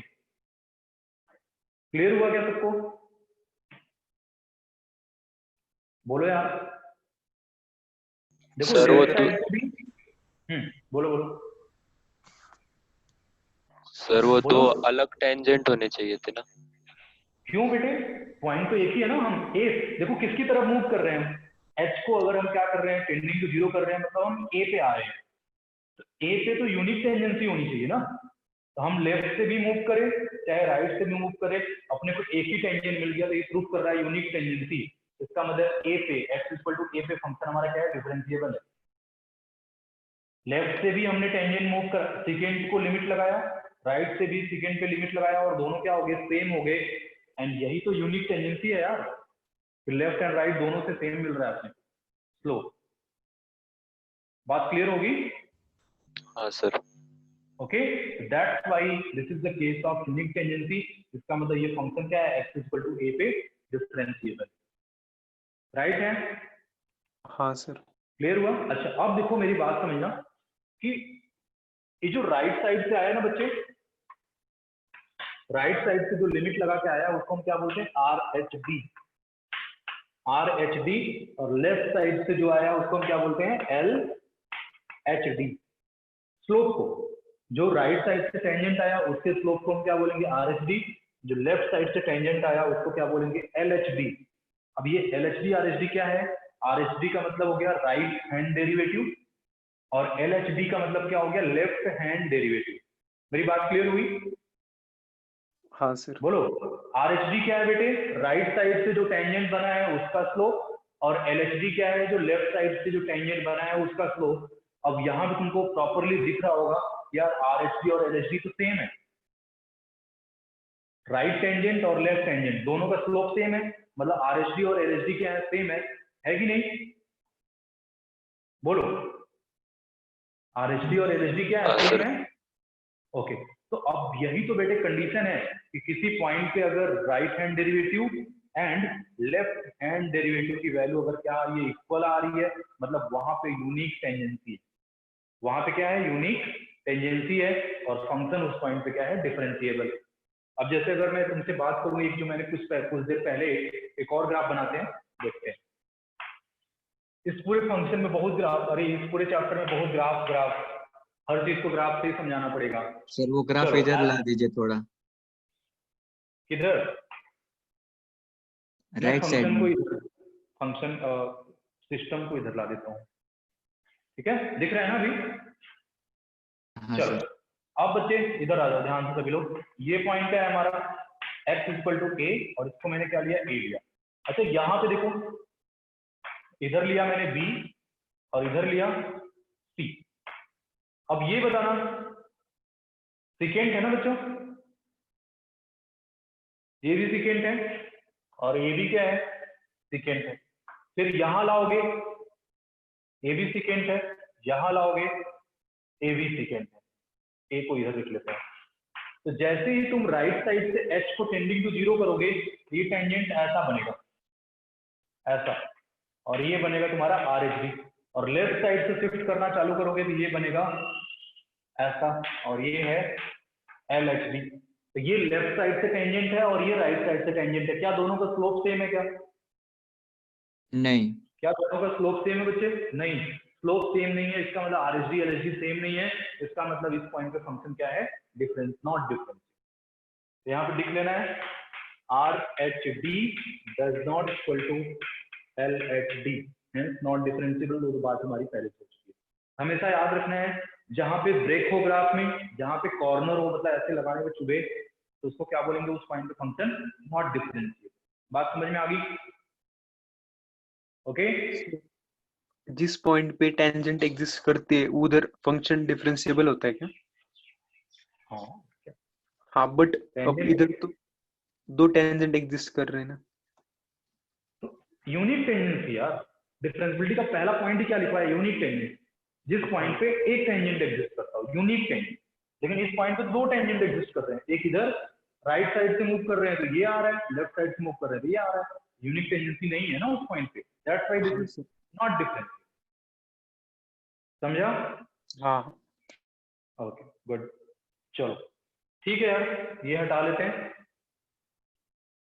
तो कहीं भी किसी फंक्शन के ग्राफ में अगर ब्रेक दिखे, किंक मतलब एब्रप्ट चेंज या कॉर्नर, तो वहां पे फंक्शन, उस पॉइंट पे फंक्शन क्या होगा, नॉट डिफरेंशिएबल होगा। एक नोट करके लिख भी लो, एक नोट करके लिख लो। अच्छा चलो एक फिगर और बनाते हैं और तुम बताओ कि इस पॉइंट पे फंक्शन डिफरेंशिएबल होगा कि नहीं।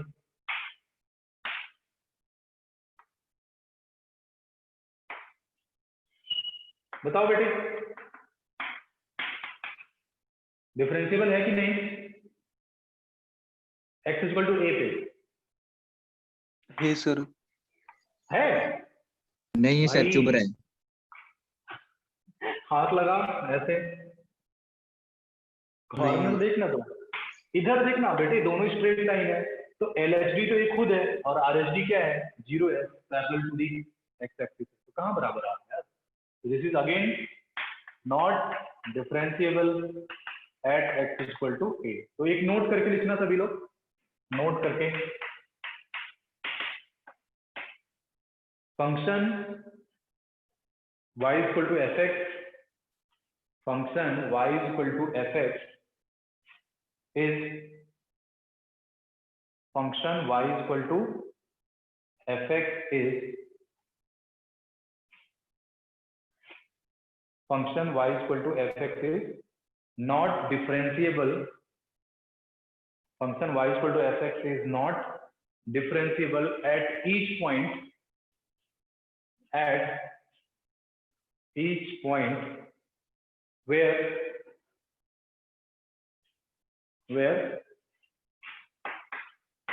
RHD does not equal to LHD, where RHD does not equal to LHD।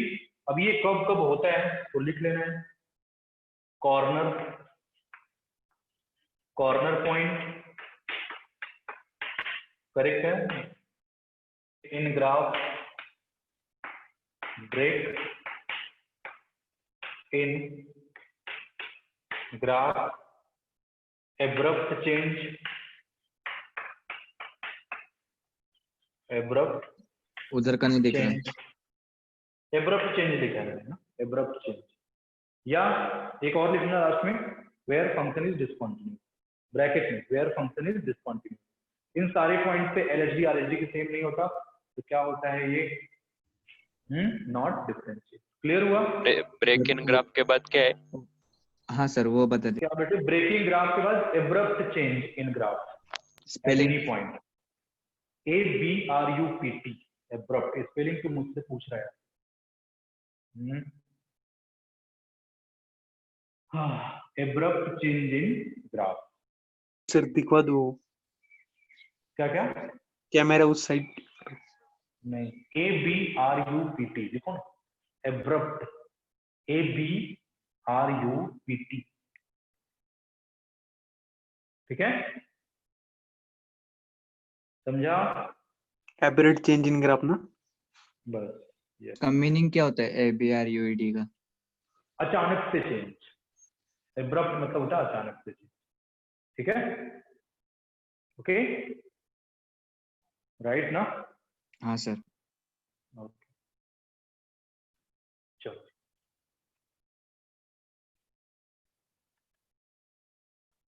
अब मैंने बात तो कर ली कि RHD और LHD अगर सेम नहीं है तो फंक्शन नॉट डिफरेंशिएबल है, और अगर सेम है तो function differentiable.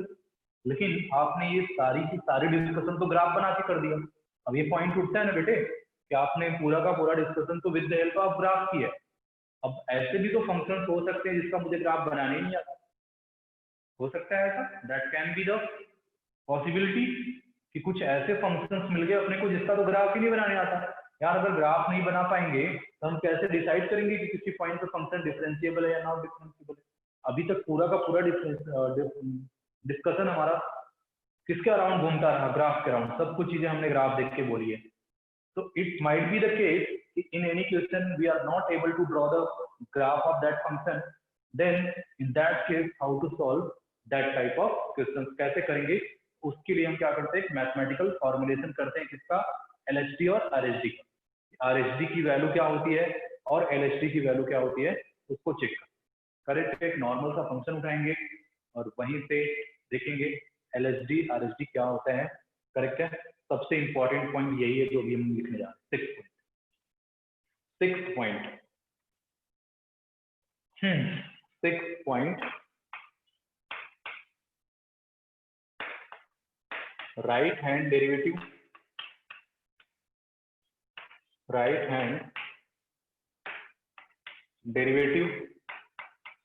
and left hand derivative.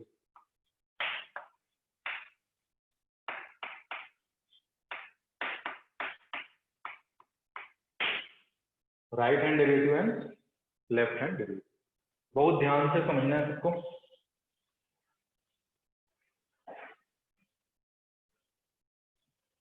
चलो देखते हैं।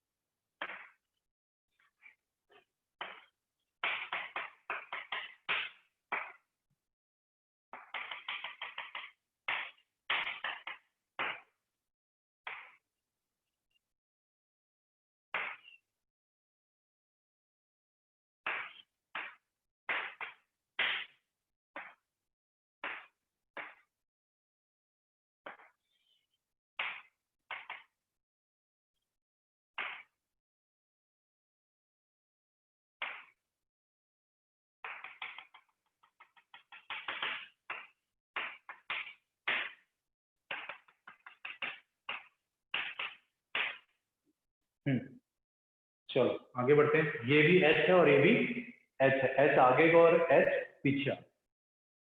चलो अब हम बताओ कि जैसे ही क्या करेंगे बेटे, एच को टेंडिंग टू 0 कर देते हैं।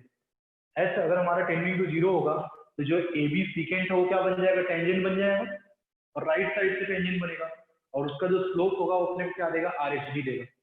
देगा कि नहीं? हाँ सर। बोलो बोलो। ठीक है। अब बेटे यहाँ पे लिखना चालू करो। Slope of A B, slope of A B. इस पॉइंट का कोऑर्डिनेट कोई मुझे बता सकता है क्या आएगा? ए प्लस एच का मान F of A plus H. इस पॉइंट का कोऑर्डिनेट यही है बेटे, एक्स कोऑर्डिनेट ए प्लस एच और वाई कोऑर्डिनेट कितना आएगा, F of A plus H. अच्छा ए का क्या आएगा बच्चे? ए का मान एफ ऑफ ए और सी का क्या आएगा, ए माइनस एच का मान F of A minus H. बताओ ये पॉइंट के coordinate A B C clear है? इसमें किसी को डाउट नहीं है ना? बोलो यार। नहीं सर। ओके चलो बेटे, स्लोप ऑफ ए बी। तो देखो ए बी का मुझे क्या निकालना है, स्लोप निकालना है ए बी का। तो दोनों पॉइंट्स अपने को पता है ना, ए पॉइंट का भी कोऑर्डिनेट पता है और बी पॉइंट का भी। तो 2 पॉइंट फॉर्म लगा देना है। तो क्या बनेगा, y2 माइनस y1। तो क्या हो जाएगा ये, F of A plus H minus F of A divided by x2 minus x1। तो क्या आएगा, A plus H minus A. A से ए कट गया तो क्या आ रहा है, M of A B is equal to F of A plus H minus F of A divided by कितना बच्चे, एच। बताओ यहाँ तक किसी को क्लियर, कोई डाउट है क्या किसी को यहाँ तक? इसमें स्लोप ऑफ ए बी में 2 पॉइंट फॉर्म ही तो लगाया है ना? ओके चलो जी। अच्छा अब बताओ बेटे, अब यहाँ पे हम ऐसा लिख सकते हैं ऐसा करके कि limit H tending to 0 slope of A B. Slope of A B देखो, ये जो सेकेंड था उससे मैंने क्या कर दिया, लिमिटिंग केस लगा दी, एच टेंडिंग टू 0 कर दिया है। ये क्या बनेगा, स्लोप ऑफ टेंजेंट बन जाएगा कि नहीं?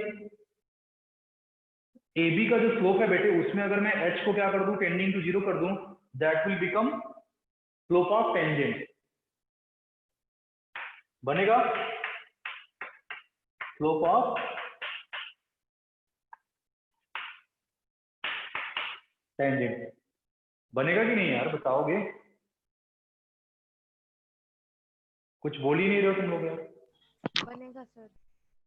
बनेगा ना, अगर ए बी पे अगर मैंने एच को टेंडिंग टू 0 कर दिया, मतलब बी बिल्कुल कहाँ आ गया, इसके पास, तो ये क्या बन जाएगा, ए बी जो सेकेंड था अभी क्या बन जाएगा, टेंजेंट। तो वो पहले सेकेंड का स्लोप देता था, अभी किसका देगा, टेंजेंट का स्लोप देगा।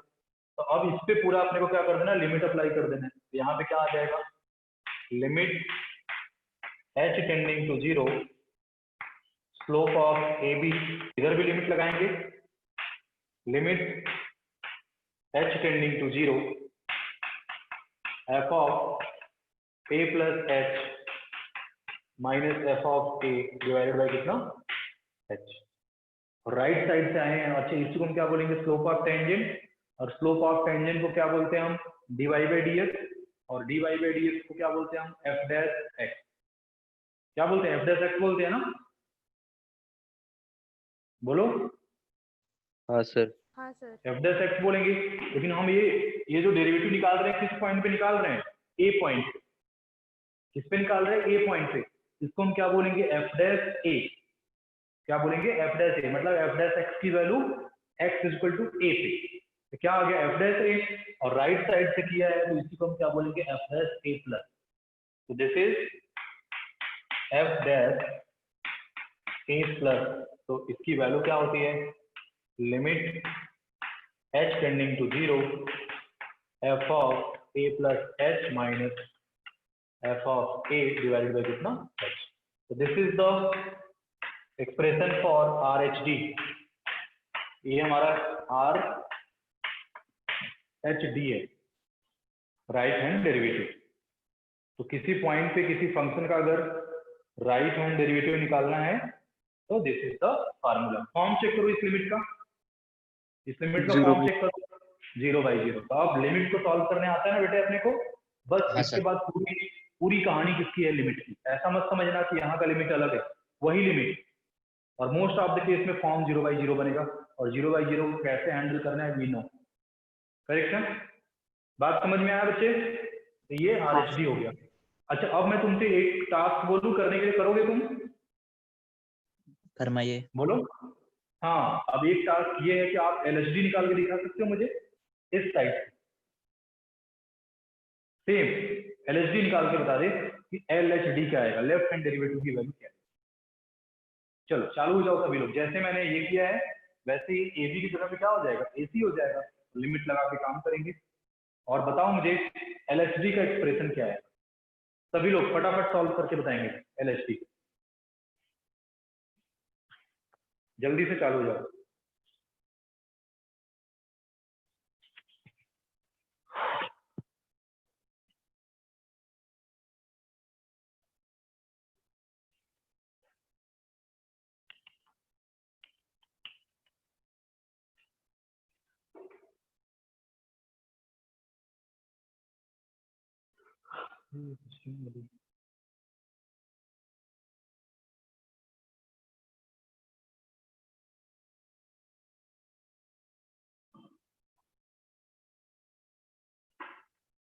स्टार्ट कर लिया सबने? उधर सर सिर्फ ना a प्लस एच की जगह a माइनस एच होगा और h की हाँ। जगह माइनस एच। बहुत बढ़िया, वेरी गुड बेटा, बहुत अच्छे, एकदम सही है संग्राम, बहुत अच्छे। और यहाँ पे क्या आएगा बेटे, f डैश a माइनस, हाँ है ना, क्या आएगा f डैश a माइनस, और वैल्यू क्या आएगी, limit h tending to 0 f of a minus h minus f of a divide by कितना, माइनस h। और इसको हम क्या बोलेंगे, LHD, लेफ्ट हैंड डेरिवेटिव। सबका यही आया था सर बस वो हाँ सर। नेगेटिव साइन ऊपर लिया था मैंने। क्या क्या क्या, अच्छा ये माइनस साइन को ऊपर लिया और इसको आगे और इसको पीछे लिख दिया। हाँ। वो भी सही है, कोई दिक्कत नहीं है, बट जनरली बुक्स में यही दिया रहता है, कोई प्रॉब्लम नहीं, कोई दिक्कत नहीं, वो तो मैथमेटिकल चीजें हैं। हो गया बच्चों इतना, सबका यही आया क्या, सबका यही आया है, हाँ अभिजीत, सर। अनुज, कुणाल, विपिन, हाँ सर। ओके बढ़िया यार। तो अब अगर हम बात करते हैं कि कोई फंक्शन कॉन्टिन्यूअस कब होगा, अरे कॉन्टिन्यूअस बोल रहे हैं, डिफरेंशिएबल कब होगा, जब इस लिमिट की वैल्यू सेम आएगी, मतलब LHD और RHD क्या होगा, सेम होगा, और दोनों क्या होगा, फाइनाइट। दोनों क्या होगा, फाइनाइट। बात समझ में आ गई, क्लियर हुआ भाई? हाँ सर। ठीक है, तो लिख लो इफ, इसी पॉइंट में, 6 पॉइंट में, if any function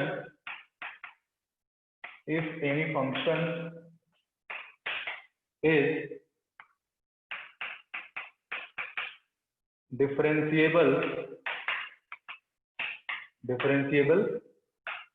at x is equal to a, तो क्या होना चाहिए, f dash a प्लस की value f dash a minus a के इक्वल होनी चाहिए और फाइनाइट होना चाहिए।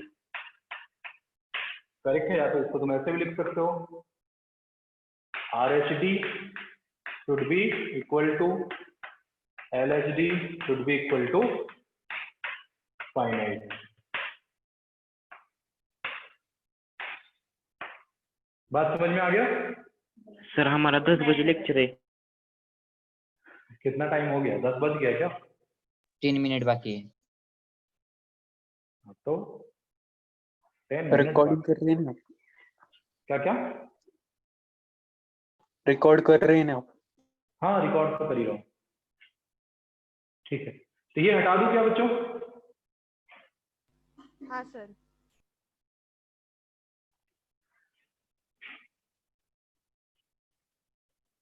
क्या पढ़ा रहे हैं प्रसाद अभी मुंबई वाले? सर केमिस्ट्री का चल रहा है। मैथ में क्या पढ़ा रहे हैं? सर मैथ्स का हम नहीं करते वो, क्योंकि उनका बहुत आगे गए हैं। अच्छा,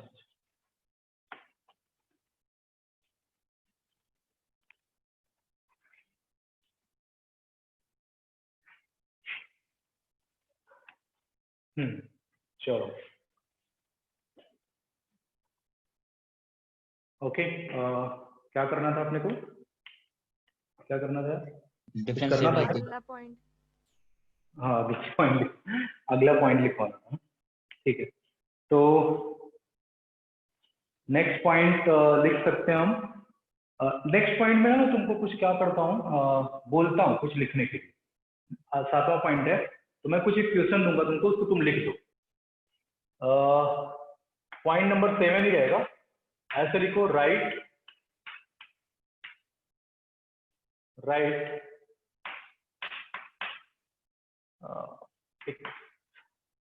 all the formula, write all the formula for f dash 5 if exist, if ऐसे लिख सकते हैं, if fx is differentiable at x is equal to 5। बोल रहे हैं fx अगर क्या है, fx क्या है, अगर 5 पे डिफरेंशिएबल है तो उसके लिए जितने फार्मूले लिख सकते हो सब लिखो। लिखो जी।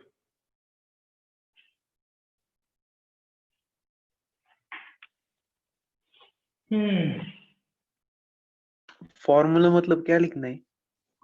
f dash 5 की वैल्यू क्या क्या आ सकती है? f dash 5 अगर 5 पे अगर डिफरेंशिएबल है तो f dash 5 किसके इक्वल होगा, f dash 5 प्लस के इक्वल होगा, f dash 5 माइनस के इक्वल होगा, है ना? राइट ना यार? चल मैं बता देता हूँ। f dash 5 की वैल्यू क्या क्या हो सकती है? Limit h tending to 0 f of 5 plus h minus f of 5 divide by h, इसके इक्वल हो जाएगा, या limit h tending to 0 f of 5 minus h minus f of 5 divide by minus, यही फार्मूला है। ठीक है, बात समझ में आई बेटे? बोलो जी, क्लियर है क्या? हाँ बोलो बोलो। ठीक है, एक और फार्मूला लिखना है जिससे भी हम बड़े बड़े क्वेश्चंस को डील करेंगे in application of derivative, and that is मैंने उसको नाम दिया क्रांतिकारी। ठीक है, तो वो 9 नंबर लिखेंगे, 8 नंबर पॉइंट हिंदी में लिखना है आप। क्रांति कैसे लिखते हैं आप? सही है सर, वो क्रांति फिर सही वो है। 9 कैसे लिखेंगे? 9 ऊपर सर डॉट होता है, टी के ऊपर डॉट होता है, ट के ऊपर, उस पर नहीं सर। वहीं पे ही होता है, हाँ वहीं पे होता है। और वही T तो होता होगा यार, हाँ क्रांतिकारी।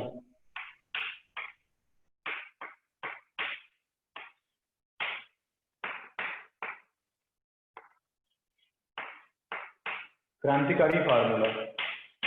अब ये सर, क्या है? आपने क्रांति क्या क्या बचपन में हिंदी नहीं पढ़ी क्या? पढ़ी थी यार, बट ये भी भूल गया ना, बहुत दिन हो गया ना लिखे हुए। बचपन में हिंदी पढ़ी थी, बट मुझे जो मात्रा वात्रा होता है ना उसका प्रॉब्लम होता है, छोटा ई लगाना है बड़ा। जैसे सेम प्रॉब्लम इंग्लिश में, कहाँ पे ई लगाना है और कहाँ आई लगाना है वो मुझे नहीं पता होता। ई आई ये सब बड़ा लफड़ा है मेरे लिए। ठीक है छोड़ो, कोई नहीं। क्रांतिकारी फार्मूला या रिवोल इंग्लिश में लिखना तो लिख सकते हो, रिवोल्यूशनरी फार्मूला। अभी है क्या समझते हैं थोड़ा। सबको पता है एफ डैश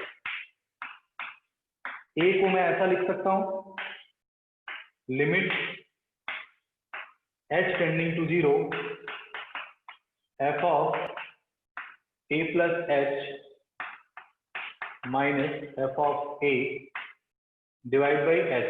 ऐसा लिख सकते हैं बेटे, यही लिखते थे ना हम एफ डैश ए को, एफ डैश ए को यही लिखते थे। बोलो यार। हाँ सर। ठीक है, अब मैं क्या करता हूं कि कुछ चेंज कर देते हैं। चेंज क्या करते हैं? ऐसा कर देते हैं चेंज कि एच को किससे रिप्लेस कर देते हैं? ए प्लस एच को रिप्लेस कर देते हैं ना, ए प्लस एच को। ए प्लस एच को एक्स रख देते हैं, ए प्लस एच को क्या रख देते हैं? एक्स। करेक्ट है। ए प्लस एच को अगर मैं एक्स रखूंगा तो एच किसको टेंड कर रहा है बच्चे? एच किसको टेंड कर रहा है? 0 को।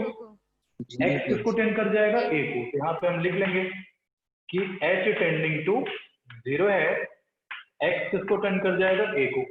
तो अब यही जो एफ डैश ए था वो कन्वर्ट होके क्या हो जाएगा?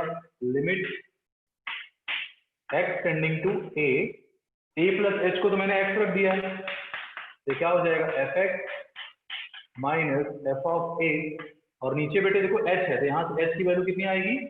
एक्स माइनस ए। करेक्ट है। तो ये भी एक फार्मूला होता है, डायरेक्ट याद रख सकते हो, x tending to a f x minus F of A divide by x minus a. अब ये क्यों इतना इंपॉर्टेंट है वो तुमको समझ में आ जाएगा एओडी वाले चैप्टर। ठीक है, ओके, नोट इट डाउन। इसी को हम रिवोल्यूशनरी फार्मूला बोलते हैं। इसको तुम ना अगर right hand left hand derivative से भी निकालोगे तो भी यही है, लेफ्ट हैंड डेरिवेटिव से निकालोगे तो भी, क्योंकि वहां पे ए माइनस एच को एक्स पुट करोगे, ए माइनस एच को क्या पुट करोगे? एक्स पुट करोगे, तो यही आना। क्लियर हुआ? बोलो बच्चों। हाँ सर। तो इसको देखा जाए ना, एक तुमको एक अच्छी बात बताता हूँ, रुको थोड़ा ध्यान से। ए माइनस एच को अगर मैंने एक्स रख दिया, ए माइनस एच को अगर एक्स रख दिया तो क्या हो जाएगा? ए माइनस एच को एक्स रखा और वहां पे माइनस एच है तो भी x minus A.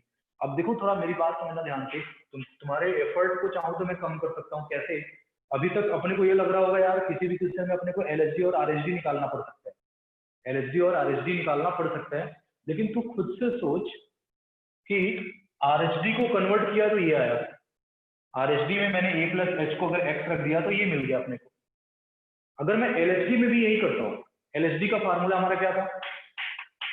F dash A limit H tending to 0 F of A minus H minus F of A divide by कितना था बच्चे? Minus H.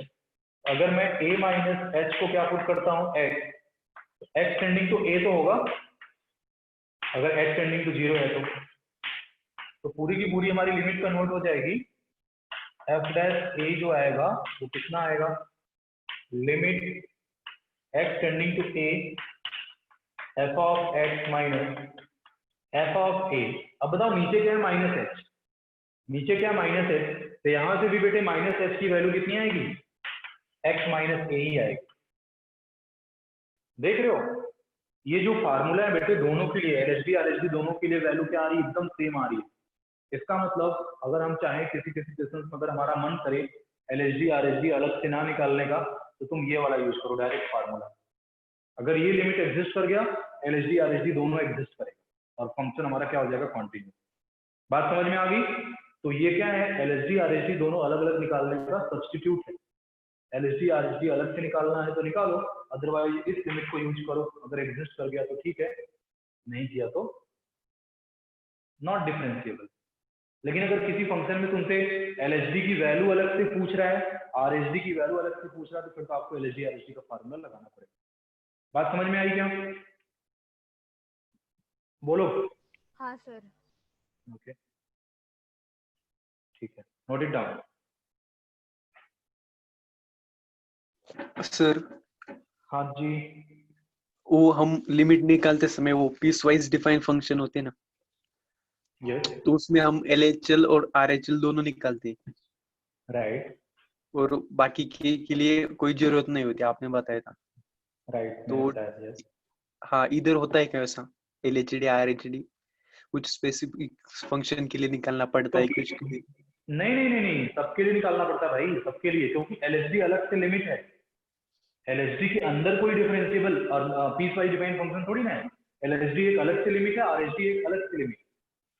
ऐसा थोड़ी ना कि एक ही लिमिट को दो पार्ट है बेटे, that are not the two part of single limit. एक लिमिट के दो पार्ट नहीं है, वो अलग से दो लिमिट है। संग्राम क्लियर है क्या? हाँ सर। राइट, वो बच्चे दो अलग अलग, हाँ अगर एलएचडी में अगर कोई क्या दिख गया piecewise defined function, then you have to find LHL and RHL of that limit, correct है? but don't think कि LHD RHD किसी एक लिमिट के दो पार्ट है, LHD RHD नहीं, ऐसा बिल्कुल भी नहीं, दोनों अलग अलग लिमिट है। उन लिमिट की वैल्यू अगर सेम आ रही तब function differentiable, otherwise function differentiable नहीं। बात क्लियर होगी क्या? हाँ सर। ओके ठीक है यार, तो this is all about the theories related to this. आगे जाके कुछ थ्योरम पढ़ेंगे, बट एक दो लेक्चर के बाद आएगा वो। टाइम भी खत्म हो गया क्या? बोलो। पढ़ाना होगा तो पढ़ाओ सर। एक दो क्वेश्चन करा दो क्या, मुझे ऐसा लगता है।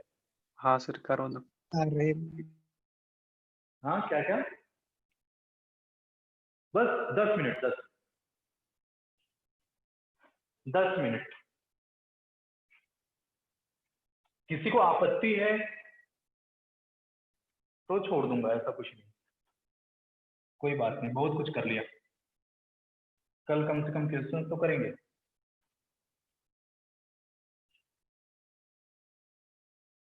चलो जी, एक छोटा सा क्वेश्चन लिखेंगे और समझते हैं ना क्या है। लिखो, if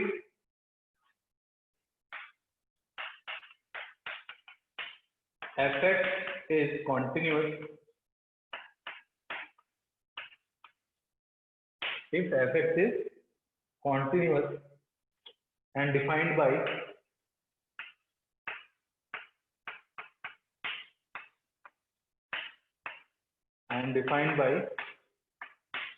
fx is equal to mod of x minus a into phi f, x minus a into phi f, where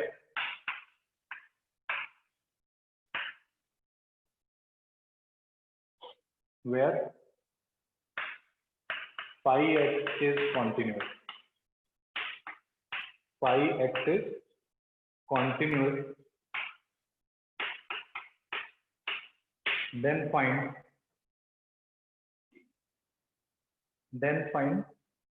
f dash a plus. Then find f dash a लिख लेते हैं ना, ज्यादा अच्छा रहेगा। तो वहां पे तुमको एलएचडी आरएचडी दोनों निकाल के दिखाता हूँ। क्या फाइंड करना है बेटे? f dash a if exist, correct. अब मेरी बात समझेंगे सभी लोग, जानते कुछ बोलोगे नहीं सभी लोग? अब ये पहला ही क्वेश्चन जेईई एडवांस का है, करेक्ट है? ओके, फर्स्ट क्वेश्चन ये अपना जे एडवांस।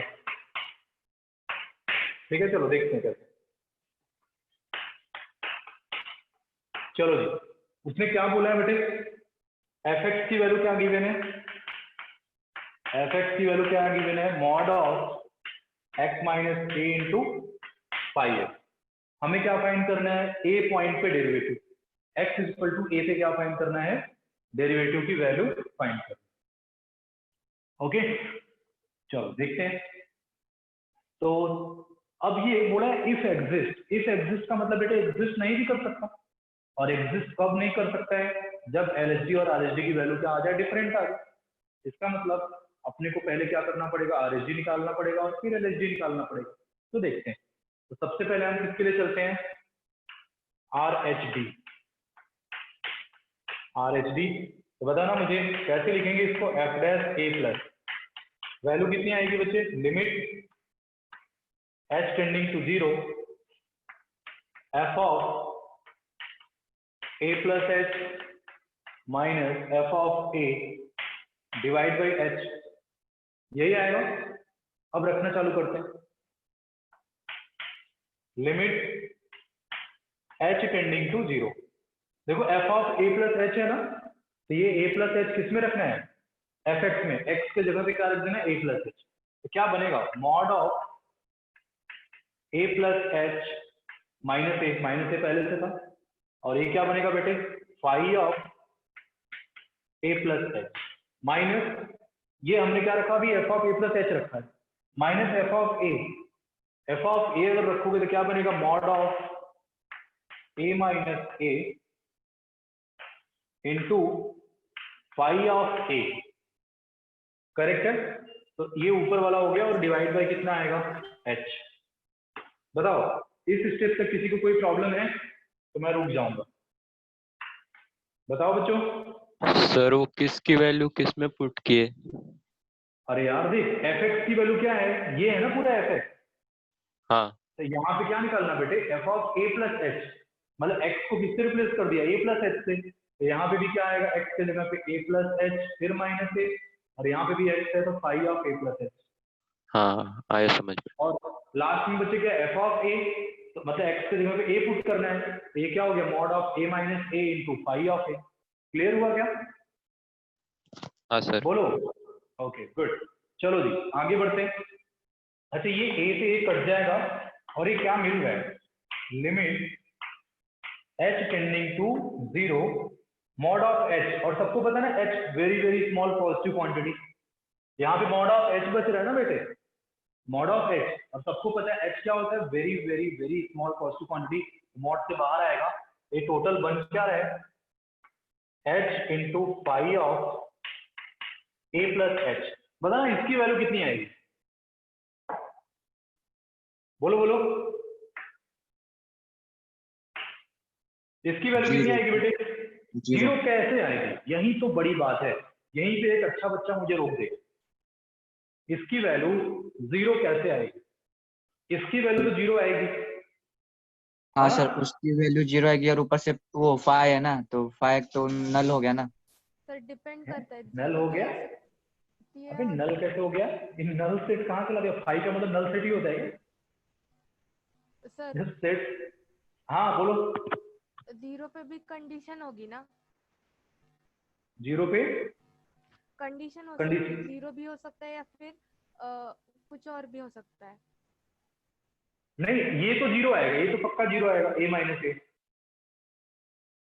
है ना, ये तो पक्का क्या सर, आएगा, 0 आएगा। फाइल लिखा है A उसका minus- क्या मतलब होता है? क्या क्या बेटे, फाई का, हाँ क्या मतलब होता है? अरे जैसे जीएक्स है, जीएक्स है वैसे फाई एक्स है, एचएक्स है, जीएक्स है, एचएक्स वैसा है। तो अगर उसकी वैल्यू सेट के कैसे लिए- निकालेंगे? उसकी वैल्यू कैसे निकालेंगे, वही तो मैं बात कर रहा हूँ, देखो वही तो मैं बात कर रहा हूँ, समझना थोड़ा ध्यान से। मैं क्या बोला था तुम लोग लिमिट पढ़ाते वक्त, कि exactly 0 into infinity, exactly 0 into infinity तो बेटे 0 ही होता है कि नहीं।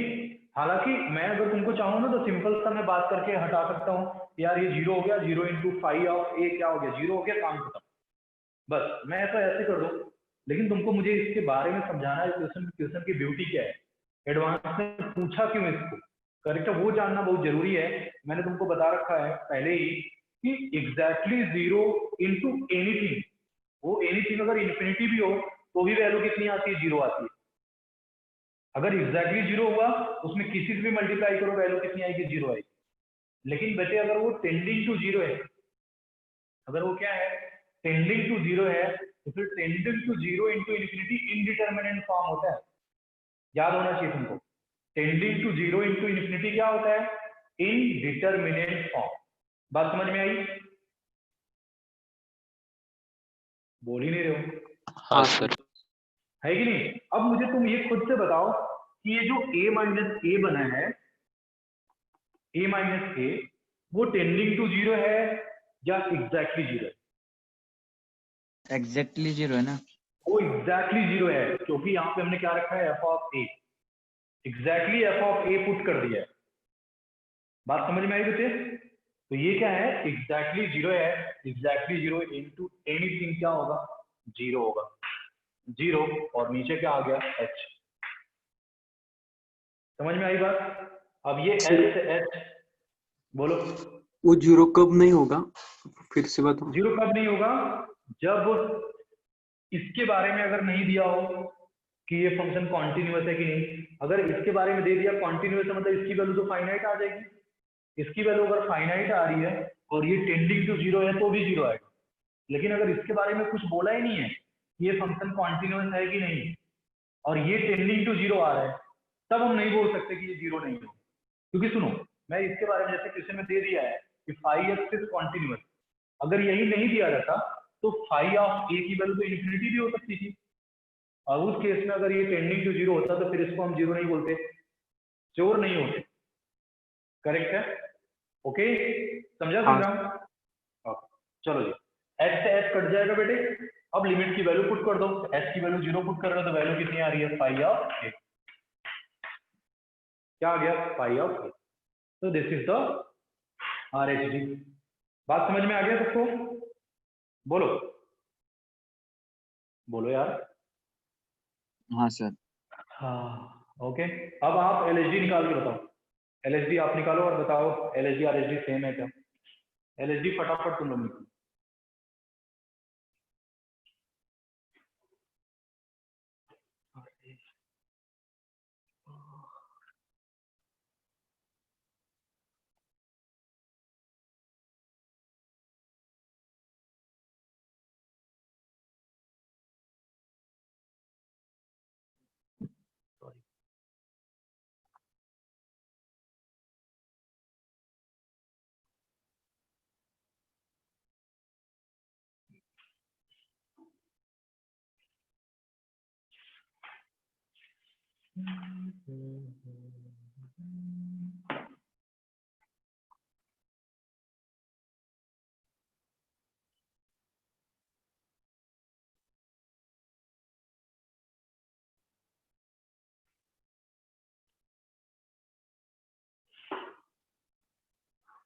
हो गया?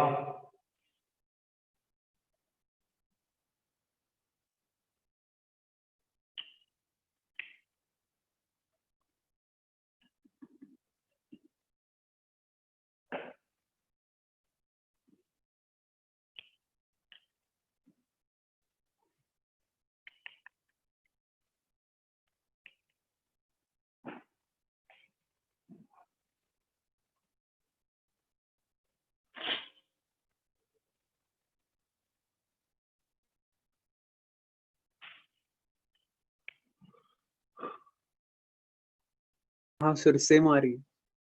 सेम आ गई? एक माइनस आ रहा है, एक प्लस आ रहा है। सर नहीं, माइनस और प्लस आ रहे।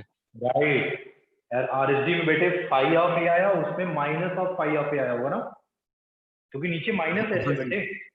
हाँ सर। नीचे क्या है, माइनस है। तो इसका मतलब एलएचडी आरएचडी सेम नहीं आ रहा है, मतलब फंक्शन क्या है, not differentiable at X equal to A. Clear हो गया? बोलो जी, सबका आया बेटे? हाँ सर।